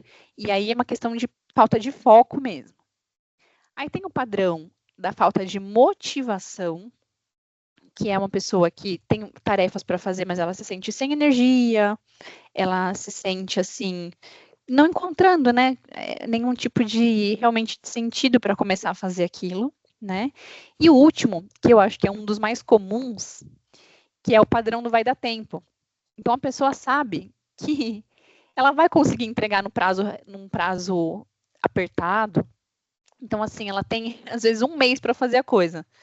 Mas ela deixa para fazer no último dia. Ela sabe que ela vai entregar. Mas ela ficou um mês. Ela podia, né, ter feito durante um mês, dividido em pequenas etapas, né? Mas ela deixa para fazer ali nos últimos dias, nos 45 do segundo tempo. E aí tem estresse, né? Ela se estressa, ela fala, meu Deus, não vai dar tempo. Tem ansiedade, né? Então, é esse padrão. É o amanhã eu faço, amanhã eu faço. Aí o Anderson já se identificou aqui em alguns, né? Alguns momentos a Carol também. 3, às vezes 5, algumas vezes 2, 1 e 3. Uma procrastinadora nata. Eu vi uma coisa que é assim, o problema de a gente sempre conseguir deixar para amanhã e dar tempo é que isso vai reforçando, né? E aí você sempre acha que você vai conseguir fazer, porque você sempre consegue. E é um caminho sem volta. A primeira vez que você fez tudo correndo e deu certo, aí você fala, ixi, vou dar conta, vou conseguir, né? A boa notícia, né, gente, que nem tudo nem tudo está perdido. A gente vai ver agora, na segunda parte, quais são as estratégias. Marquem aí com vocês, tá? Lembrem quais são os padrões que vocês reconheceram. E agora a gente vai ver qual que é a estratégia para lidar com cada um deles, tá? Eu tenho um padrão que não apareceu aqui. Qual? Não sei se faz, acho que é uma combinação, que é assim, você tem muitas ideias sobre como fazer uma coisa, aí você não sabe por onde começar e você fica procrastinando, você fala assim, não, mas dá pra fazer uma coisa mais legal. Acho que é o primeiro, né? Acho que é o primeiro, Você vai entrando ali, perfeccionismo. mas você fala assim, não, acho que se eu fizer isso, não sei o que, aí no fim, você tá no dia pra fazer, aí você tem que fazer uma coisa muito rápido, porque você não conseguiu executar aquilo. De tantas ideias, né? Tantas ideias, Então vamos para boa notícia, gente. Ó, quem tem um padrão aí de perfeccionismo, o que você precisa fazer? Você precisa dividir a tarefa em pequenas etapas, né? A pessoa perfeccionista, às vezes, ela vai ter dificuldade de celebrar as pequenas vitórias. Ela vai só celebrar, às vezes, só no final. Ou ela vai colocar muitos obstáculos, né? Vai achar que nunca tá bom. Às vezes o negócio tá excelente, tá todo mundo elogiando, falando que ficou incrível. Mas a pessoa perfeccionista, ela vai ficar sempre com a pulga atrás da orelha. É o que a gente chama de experiência do impostor um pouco, sabe? Que a pessoa fala assim, nossa, gente, eu tô fazendo isso aqui, tá todo mundo falando que tá bom, mas já eles vão descobrir que eu não consegui fazer direito, eu nem fiz nada demais, né? Então, essa pessoa, ela precisa primeiro definir prazos realistas, né? Tem um campo aí da aceitação de que quando a gente vai começar a fazer, não vai ficar perfeito da primeira, né? Então, a gente conseguir ter uma visão de versões, sabe? Vou fazer a primeira versão, vamos ver como vai ficar, depois eu corrijo. Se você faz com o tempo, você tem espaço para melhoria das versões. E aí vai ficando realmente melhor, né? Por exemplo, para a gente planejar esse treinamento. Primeiro, tem que começar de algum canto, de algum lugar, né? E aí a gente vai melhorando aos poucos, né? Então a gente faz uma primeira versão, eu mandei para o David, ele me devolve, a gente conversa sobre isso, vão surgindo novos insights, né? Então a gente tem que aceitar que tudo que a gente faz na vida tem versões, tem a primeira versão, tem a segunda versão, e a gente vai melhorando, né? E é aquela frase clássica, né? Que feito é melhor que perfeito. A gente trabalha com produção de curso aqui, né? E aí tem muita gente que não consegue fazer, porque a pessoa começa a entrar nesse ciclo de que vai ficar bom, e é um perfil mesmo. A gente geralmente muito crítica, que consegue realmente, se ela assistir um curso ali a coisa que ela dá, que ela é experiente, ela consegue ver um monte de defeito, mas ela nunca consegue fazer uma coisa nova, porque sempre vai ter um problema e não sei o que, e aquilo vai se arrastando. E já aconteceu de gente que a gente começou a produzir, a pessoa não conseguir fazer. Ela não consegue. Assim, não deu certo. Então, olha só. você tem que ter esse controle, né? Isso, vamos levar para essas pessoas aí esse conteúdo, é isso. Ó, gente, se você escolheu aí, se identificou com o 2, né, com as tarefas desagradáveis, a dica, né, é tentar começar primeiro pela mais difícil e você ir criando algumas recompensas, né, para você, e aí variado, né, o que você quiser, depois que você vai conseguindo concluir as tarefas mais desagradáveis, né.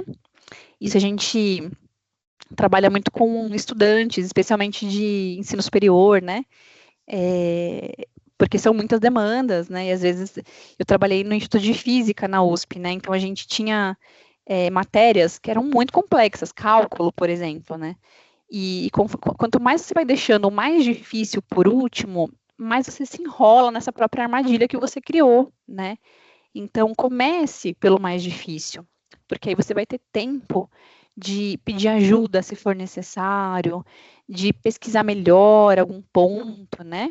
Isso vai te evitar a sensação de desespero e de pressão, tá? Se você escolheu o 3 da distração constante, a dica é desligar as notificações. A gente tem alguns aplicativos aí de bem-estar digital, né?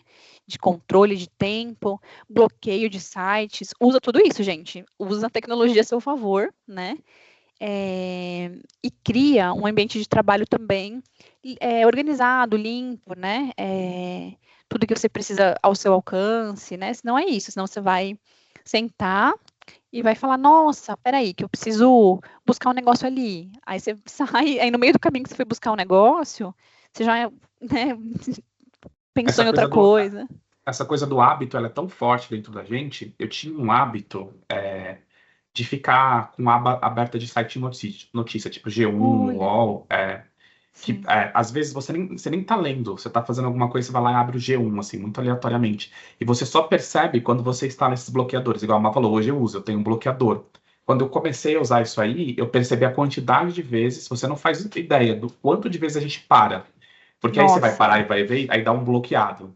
Porque alguém fala alguma coisa pra você que aconteceu, aí você vai querer ir no G1, aí você lembra, mas eu não tô fazendo isso agora, eu tô trabalhando, aí você volta. É, depois a gente pode deixar o nome de alguns bloqueadores aqui, né? Eu uso isso aí. sim, perfeito, perfeito. Aí, gente, a falta de motivação, né, que é o estar sem energia, né, ou não encontrar o sentido, né, a dica é uma reflexão mesmo muito pessoal de o que essa tarefa vai te trazer de benefício futuro.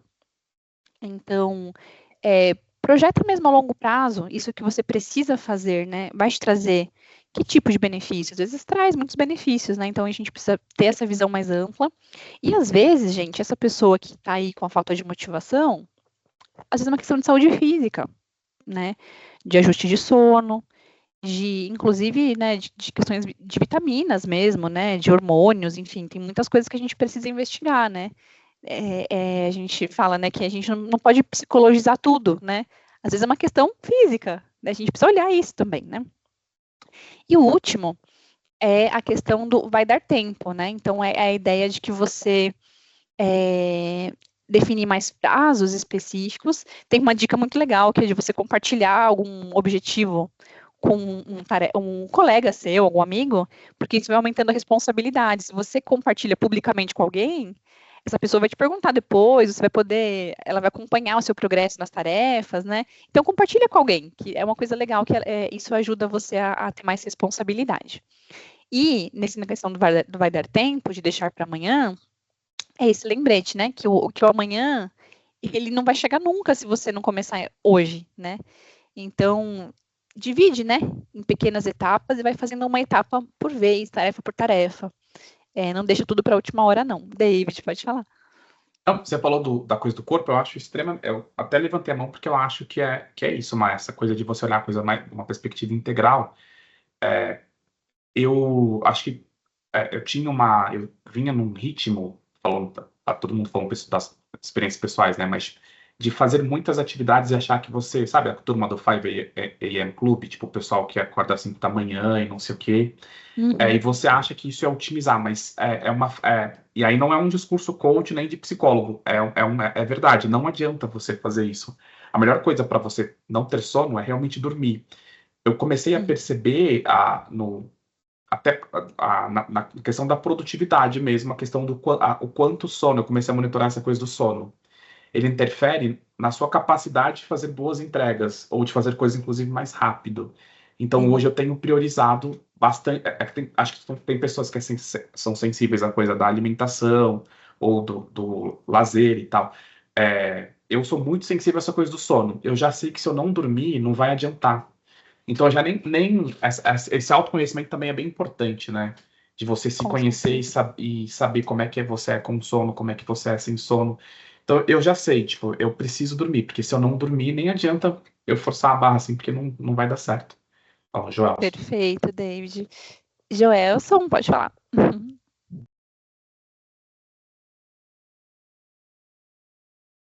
Ai, tá mutado. Desculpa. Olá, gente. Então, minha dúvida é referente aos bloqueadores. Eu meio que tinha um preconceito com isso, mas eu vi vocês falando que usam, né? Eu fiquei surpreso. Porque uma vez eu tentei usar, porque eu sou um cara que eu não gosto muito de rede social, de celular. Quando eu tô trabalhando, eu jogo o celular pro lado até isso ser meu bloqueador. Mas eu pensei assim, se é possível, né, uma pessoa ficar sem bloqueador, sabe? Viver sem o bloqueador e até quando isso seria benéfico. Eu não sei se isso é possível hoje, porque realmente eu falo que eu jogo o celular pro lado, mas sem querer, às vezes eu pego e tô lendo uma notícia, alguma coisa assim, nada a ver, entendeu? Aí fico nisso o dia inteiro. Então é isso, assim, seria benéfico e se é possível, né, ficar sem bloqueador, porque eu vi vocês indicando, eu falei, gente, tem que usar então. O que você acha, David? Você que usa? Conta pra gente. Eu tô me coçando aqui. Eu tenho. Eu sou muito, muito, muito pouco psicólogo. Eu tenho um bacharelado também em psicologia, mas eu falo, nem sou psicólogo. Mas esse pedaço é um pedaço que eu gosto bastante, assim. Tem uma incompreensão, Joelson, das pessoas quando a gente fala de comportamento humano, da noção de autocontrole. O que é autocontrole? Elas acham que tem uma nuvenzinha dentro de você que você tem que fortalecer essa nuvenzinha para você conseguir ser autocontrolado, que é feio você usar algumas artimanhas assim desse tipo, de você organizar o ambiente para você se comportar dessa forma. Na psicologia, a gente aprende que autocontrole tem justamente a ver com você organizar o ambiente para você se comportar, você se conhecer e você organiza ali sabendo como é que você vai se comportar. Então, por exemplo, se você é uma pessoa que gosta de petiscar coisas e você está tentando emagrecer, então a melhor coisa é você não deixar chocolate em cima da mesa. É você não comprar, eventualmente, é você não ter na geladeira, porque você vai aumentar a quantidade de energia que você vai precisar para conseguir ir lá. E aí a gente chama isso de custo de resposta. Então, você vai deixar de fazer aquilo. O fato de você instalar um bloqueador no celular ou no computador é uma prática de autocontrole, que a gente fala. Você, antes de se comportar, você sabe que você é o cara do G1, que se alguém falar alguma coisa, você vai querer saber se o Lula foi preso ou o Bolsonaro, você vai olhar. Então, você vai lá e já instala o bloqueador. Então, assim, Omar, não sei se você vai concordar, mas da perspectiva, tem uma corrente da psicologia que enxerga esse tipo de atividade como uma prática de autocontrole, que seria você organizar o seu ambiente para você conseguir se comportar de alguma forma. Então, assim, você sabe que você para, acho que não é o caso de ninguém aqui, mas você trabalha remoto, aí você sabe que se você vê o videogame, você vai querer jogar. Então, você colocar o videogame dentro de uma caixa com um cadeado, mesmo que você tenha a chave, é uma prática de autocontrole, porque está aumentando ali a energia que você vai precisar ter para poder romper com aquele ciclo. Então, é sim uma coisa de autocontrole. Essa coisa da motivação intrínseca que as pessoas falam de não, você tem que ter e não usar, ou você tem que ter esse controle de ficar com o celular aqui, com notificação e não olhar, isso é na minha abordagem, a gente chamaria de fake news até. Não é verdade. Sim, eu assino embaixo, é isso mesmo, né? A gente tem que, em alguns casos, a gente precisa, claro, acompanhado, né, da reflexão sobre tudo isso, mas a gente precisa simplesmente não se expor, né? Porque isso causa, e porque assim, a gente há uma tendência natural da gente buscar sempre o conforto e o prazer, né? A satisfação imediata, né? Isso, né, não tem por que a gente ficar lutando contra isso se a gente pode ter dispositivos que já coloquem a gente num campo mais controlado, né, como o David falou, né, para a gente não precisar ficar nessa luta interna com tanta energia o tempo inteiro, é isso mesmo, né? Entendi. Muito bom. Então tá ótimo. Obrigada pela participação. Gente, o próximo exercício, estou preocupada aqui um pouquinho com a nossa gestão do tempo, a gente vai enviar para vocês, tá? Aqui no chat também, mas eu vou sugerir que vocês façam isso com calma, individualmente depois, na casa de vocês, tá? São perguntas orientadoras para reflexão em relação ao planejamento e rotina. Então, usem esse material que a gente preparou, tá? Cuidadosamente, e façam assim, respondam com calma e com muita honestidade. As próprias perguntas, elas já são norteadoras de reflexões, né? Na própria pergunta já tem uma resposta do que vocês vão sentir isso, né? Na hora de dialogar com o material, que ela já vai te dar indicações e respostas importantes para o seu planejamento e a sua rotina. Então, esse foi um extra aí, uma prática extra, tá bom? É um material muito legal que a Má preparou. Inclusive, eu já estou usando. Eu super gostei. Eu não estou conseguindo anexar. Acho que tem alguma configuração aqui. Eu não estou conseguindo colocar os anexos. Mas eu vou mandar no grupo. E eu sei que tem gente aqui que não está no grupo do WhatsApp. A gente manda o... Aliás, eu vou colocar um link aqui agora. Vou pedir para o Edson subir num drive e a gente coloca o link aqui agora. Tá bom? Perfeito. Mas, de qualquer forma, eu vou mandar no grupo do WhatsApp agora, para quem está no grupo. Então, tá bom. E aí, vamos para mais uma... A gente falou bastante de organização e planejamento, mas vamos falar de mais uma soft skill diferente.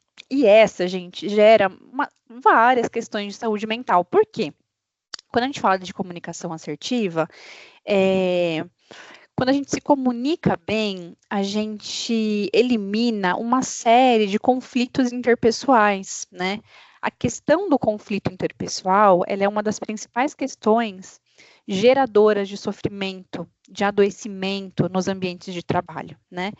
Mal-entendidos, que vira uma inimizade, que vira uma situação difícil, né? Ou você ficar com a sensação de que não está conseguindo se expressar claramente, isso te gerar ansiedade, né? Então, uma série de sintomas aí em saúde mental são gerados por uma questão de habilidade de comunicação, que a gente, com isso mais desenvolvido, mais treinado, a gente consegue se sentir mais seguro, né? E aí, nessa a gente vai fazer um exercício que é com cenas fictícias, tá? Mas eu vou contar para vocês os elementos aí da comunicação assertiva, né? Para funcionar bem, o ideal é que a gente tenha esses 4 pontos, tá, pessoal? Então, a comunicação, né, tem até um poeta que fala, né, que bonito não é quem fala bonito, é quem escuta bonito, né? Então, a escuta é um elemento importantíssimo da comunicação, né? Essa questão de, eu entendi isso, é isso mesmo que você está propondo, deixa eu ver se está certo a minha visão, né? Porque às vezes a gente escuta e interpreta, né, a intenção da pessoa, etc. E a gente não deve fazer isso, a gente deve entender exatamente o que a pessoa quis, né, transmitir. Então, isso envolve uma atenção genuína. Vocês já conversaram com alguém que você parece estar falando com ela, mas ela está preocupada em te dar uma resposta, não te ouvir? Então parece que ela não está nem ouvindo o que você está falando, né? É sobre isso. E o contrário também, né? Tem gente que você conversa e aí, tipo, parece que a pessoa está te entendendo ali. Isso, exatamente. Parece que ela está conectada com você, né? Exato. Então, a escuta ativa é um elemento importantíssimo da comunicação. Outro elemento são as opiniões claras. Então, olha essa abordagem, né? A gente precisa ser conciso e objetivo na nossa comunicação. Então, assim, acredito que essa abordagem aumenta a eficiência em 20%. É o que você falou. É muito diferente de você falar assim, eu acho, quem sabe, talvez, que eu gostaria de dizer que essa abordagem pode ser que aumente em 20% a eficiência. Aí a fala fica totalmente, né, realmente, assim, confusa, né, isso gera uma série de mal-entendimentos, né, a sua própria postura corporal, ela vai sem confiança, ela vai sem segurança, né, então isso é uma coisa que a gente precisa ter clareza. O dizer não, que eu acho que esse ponto é um dos pontos mais difíceis para a maior parte das pessoas. Como dizer não, sendo educado, sendo firme, né, mas tendo essa clareza de que às vezes a gente precisa dizer e colocar limites, né? Não vai dar para aceitar tudo, porque se a gente aceita tudo, a gente se sobrecarrega. E se a gente aceita tudo, a gente é um ser humano que é passivo, né?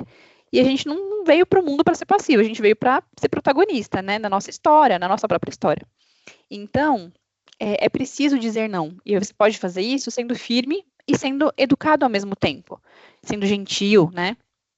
Não posso agora, tenho outros compromissos, mas semana que vem posso te ajudar, né?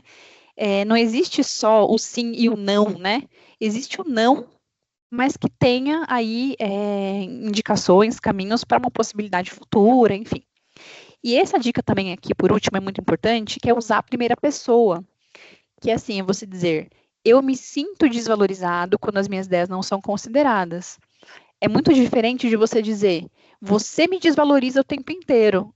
Esse, assim, você me desvaloriza, você está acusando, é um tom acusatório, né?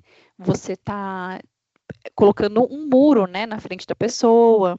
Então, assim, você tem que dizer, né, eu me sinto dessa maneira e isso evita muitos mal-entendidos, evita nessa linguagem agressiva, grosseira, né, de acusação. Então, isso é bastante importante. Então, a gente falou um pouco aqui do que fazer e do que não fazer em relação à comunicação, né?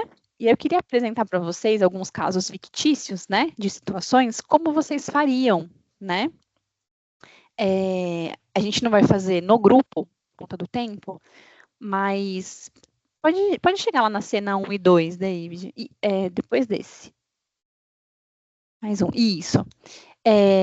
Vou ler a cena para vocês, aí eu vou deixar à vontade, né, o microfone livre aí, para vocês darem um exemplo, né, de como que vocês responderiam usando a comunicação assertiva, e como seria um exemplo, acho que é legal a gente ver, de como não fazer, como que às vezes acontece no dia a dia, né? Então, a cena 1, ó. Ana chega à sala dos professores, acho que eu vou fazer só com a cena 1, como a gente está aqui mais entre educadores também. Vamos pegar esse exemplo aí da Ana, que é professora. Ana chega à sala dos professores visivelmente cansada e frustrada. Ela tem uma pilha de trabalho para corrigir em sua mesa e precisa entregar as notas finais dos alunos em 2 dias. Além disso, a diretora da escola lembrou sobre a reunião de organização do evento escolar que acontecerá no dia seguinte.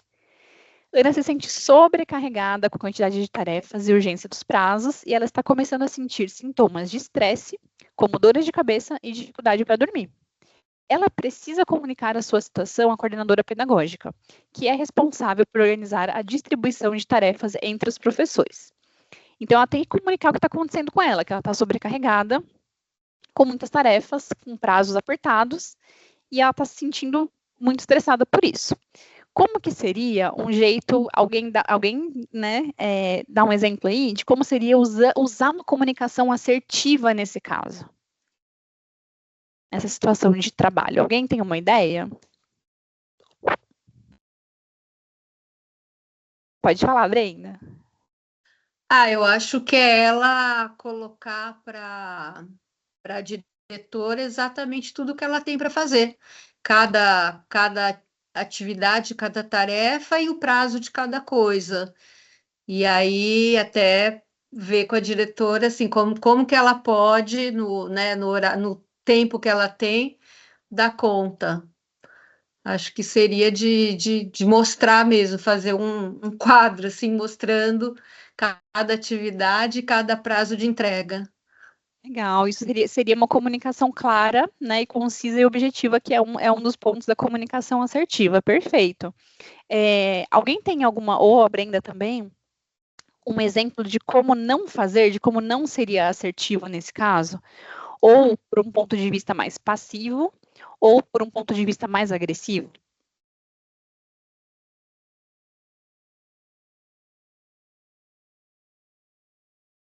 Eu tenho um exemplo. Pode falar. Passar a noite tentando resolver o problema e acabar não fazendo nada. Exato, seria uma coisa mais passiva, né? Olha, não conseguir comunicar. Não comunicar é uma comunicação, né? Você evitar a comunicação, né? Então, assim, olha, não só foi fazendo, né? Não parou para tentar, né, explicar como que estava o contexto dela. É perfeito, é isso mesmo. E isso que o Edson falou, e que você está falando, acho que tem uma dimensão que tem umas coisas que são muito simples. Cada vez mais eu percebo isso. Tem coisas que são muito simples e que elas são negligenciadas e que viram um problemão na nossa vida. Então, o fato de você não contar, o outro lado não tem uma bola de cristal. Quase sempre, eu tenho visto eu converso com muita gente sobre isso, né? De a pessoa tá lá se desgastando e não sei o que e tal. E é isso que você falou. Aí, no caso, a diretora não tem essa visibilidade. E a diretora também provavelmente está lá olhando para as coisas dela e ela só vê você no recorte. E pode ser que para ela você realmente não está muito sobrecarregado. Então, o Edson falou, o cara fica a noite toda ali trabalhando e aí não comunica isso. Aí ele vai chegar no outro dia, vai falar, você fez a tarefa e não consegui. Aí dá uma desculpa. E aí a pessoa que recebe a mensagem fica brava porque acha, nossa, você não faz nada. E o outro fica bravo porque fala, nossa, mas eu passei a noite. Mas isso não é dito em momento nenhum, né? E aí fica perdido. Isso, essa questão, a origem dos conflitos, né, e dos mal-entendidos na comunicação, ela é muito por esse campo de todo mundo achar que o outro está adivinhando como a gente está se sentindo, né? Então, assim, a Carol colocou aqui, né? Uma forma seria colocar uma proposta de um novo prazo e negociar isso com ela, né? Olha, eu tô sendo clara, tô sendo objetiva, tô conseguindo saber dizer não, tô conseguindo respeitar os meus limites. Todo mundo tem limites, né? Eduardo colocou aqui uma comunicação não assertiva. Eu não vou nessa reunião que não resolve nada, tenho notas para fechar, desmerecendo a reunião. E olha que às vezes isso acontece, né? E aí Oi, pode falar. Não sei se vocês tiveram essa experiência, mas você virar uma pessoa tóxica sem querer, porque a pessoa começa, ela tá ali num conflito com ela mesma, ou mesmo com essa coisa da comunicação, porque às vezes tem a comunicação da gente com a gente mesmo, né? Às vezes não tá claro isso pra gente. E aí você não tá conseguindo externar, e aí você começa a falar mal de tudo, do tipo, Aí tem coisas que nem são um problema e acabam virando. Sim, E aí, coisas não, que pequenas. essa reunião não resolve nada. Eu tenho É. notas para fechar. E a pessoa fica nessa pilha, né? Isso, aí a culpa é sempre do outro, né? É realmente isso, é isso mesmo. Então, assim, na comunicação não assertiva, a gente tem algumas possibilidades. Ou esse lugar mais do agressivo, né, do reativo, ou esse lugar do passivo, né, do aceitar tudo, como vocês trouxeram exemplos, né? E a comunicação assertiva é isso, ela é uma pessoa que consegue comunicar o que precisa, muitas vezes com limites, muitas vezes dizendo não, mas não abandonando, né, a cordialidade, né, a educação, né? Então, esse é o princípio básico da comunicação assertiva. É isso aí. Acho que podemos passar para a próxima, as duas últimas, né? Soft skills. Aí. Opa. Gente, fragmentou aqui. E aí, gente, as duas últimas são, coloquei elas no mesmo lugar, assim, porque elas são parecidas, elas se complementam. A autoconsciência e a adaptabilidade, né? Autoconhecimento, a autoconsciência é a gente reconhecer as nossas emoções. E isso, gente, é um aprendizado que a gente vai continuar fazendo isso ao longo da vida, né? Os nossos comportamentos, nossos pensamentos, né? É isso que o David está falando. Eu já sei que eu com sono eu já fica terrível. Isso que ele desenvolveu, que ele conseguiu perceber nele, é autoconsciência. Então, assim, eu percebo que eu fico ansioso quando tem uma situação de conflito, que eu não gosto de ficar brigando nos ambientes. Então, não vou me colocar nessa situação, não vou me expor a isso, né? Quando a gente sabe como a gente é e reconhece as nossas emoções, a gente se antevê, né? A gente consegue tomar medidas, assim, para se acalmar ou para evitar algumas situações, tá? E a questão da adaptabilidade, ela tem a ver com reconhecer erros, que na verdade os erros são parte do processo, né? Tem a ver com uma aceitação do imprevisto, do flexível, tá tudo bem a gente errar e se desenvolver, né? É conseguir lidar, né, com as adversidades, com as mudanças, de uma forma um pouco mais leve, né? Isso, gente, facilita muito a vida, né? A gente conseguir não se sentir completamente frustrado ou derrotado a cada erro que a gente comete, né? Então, assim, tem uma outra frase aí que eu gosto bastante, que é assim, quando você está muito cansado, o que você precisa é descansar, não desistir, né? Então, a adaptabilidade, ela fala um pouco disso, né? Que a gente precisa ter consciência de que a gente é inacabado, a gente está aprendendo, todo mundo está aqui aprendendo. É a primeira vez que todo mundo está vivendo, né? Então, a gente vai vivenciar erros e tá tudo bem, né? E aí, algumas dicas, né, para desenvolver essas duas soft skills. Na primeira, né, que é a autoconsciência, é você ter pessoas de confiança em que você possa pedir feedbacks, né? Isso é um papo bastante importante e muito produtivo. Não de todo mundo também, porque tem pessoas que não vão te dar bons feedbacks, então tenha pessoas de confiança para você fazer isso. Perceba as suas reações emocionais nas situações e a identificação de padrões de comportamento, né? E na questão da adaptabilidade, a gente ter um foco maior nas soluções, não nos problemas, né? Não ficar insistindo em falar ou ficar o tempo inteiro colocando a luz, né, no problema, mas sim nas soluções. Aprender com os erros, desenvolver flexibilidade e buscar pessoas que te apoiam, né? Então, com isso, pessoal, com essas 4 soft skills que a gente discutiu aqui hoje, eu espero que vocês saiam com ferramentas, né, de desenvolvimento, que vocês consigam refletir sobre isso, depois pensar com calma sobre esse material e levar isso para a vida de vocês, para o cotidiano, para o dia a dia de trabalho e na vida mesmo no geral. Tá bom? Espero que tenha sido útil para vocês. Foi super útil. Eu acho que o tempo é curtinho, né? Mas, enfim, a gente vai deixar a gravação depois disso para vocês, para quem quiser. Vai compartilhar esse material. Enfim, é bastante coisa, né, para se aprofundar. De repente, a gente faz uma segunda rodada. Sim, com certeza. A Má também deixou umas referências aqui. tá bom? Eu gostei Isso. bastante, Mar. Que bom, eu fico feliz. Fico muito feliz, viu? Então, a gente espera, agora falando institucionalmente como Mori também, que essa discussão tenha contribuído também de alguma forma. Eu acho que era um pouco do nosso propósito.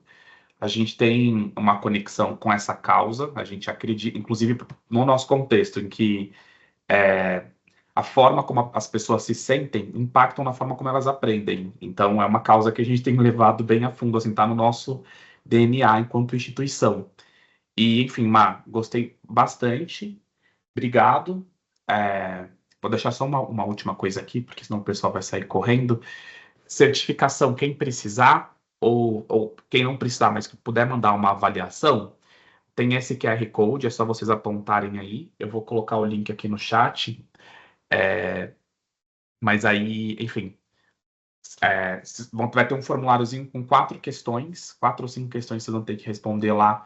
É mais de avaliação da nossa experiência em si do que, enfim, do que uma coisa avaliativa. Tá bom? E aí o certificado vai ser enviado para vocês no dia 8. Certo? Para quem precisa. Pessoal, muito obrigada pela oportunidade, obrigada pelos feedbacks, tá? Muito sucesso, tudo de bom na vida de vocês. Obrigada, viu? Obrigada, Obrigado, viu, Mar, gente, foi incrível. pelo tempo de vocês. Foi ótimo, Mar. Muito Tchau, bom. tchau, gente. Boa noite. Tchau, tchau. Obrigado, gente. Boa noite. Tá.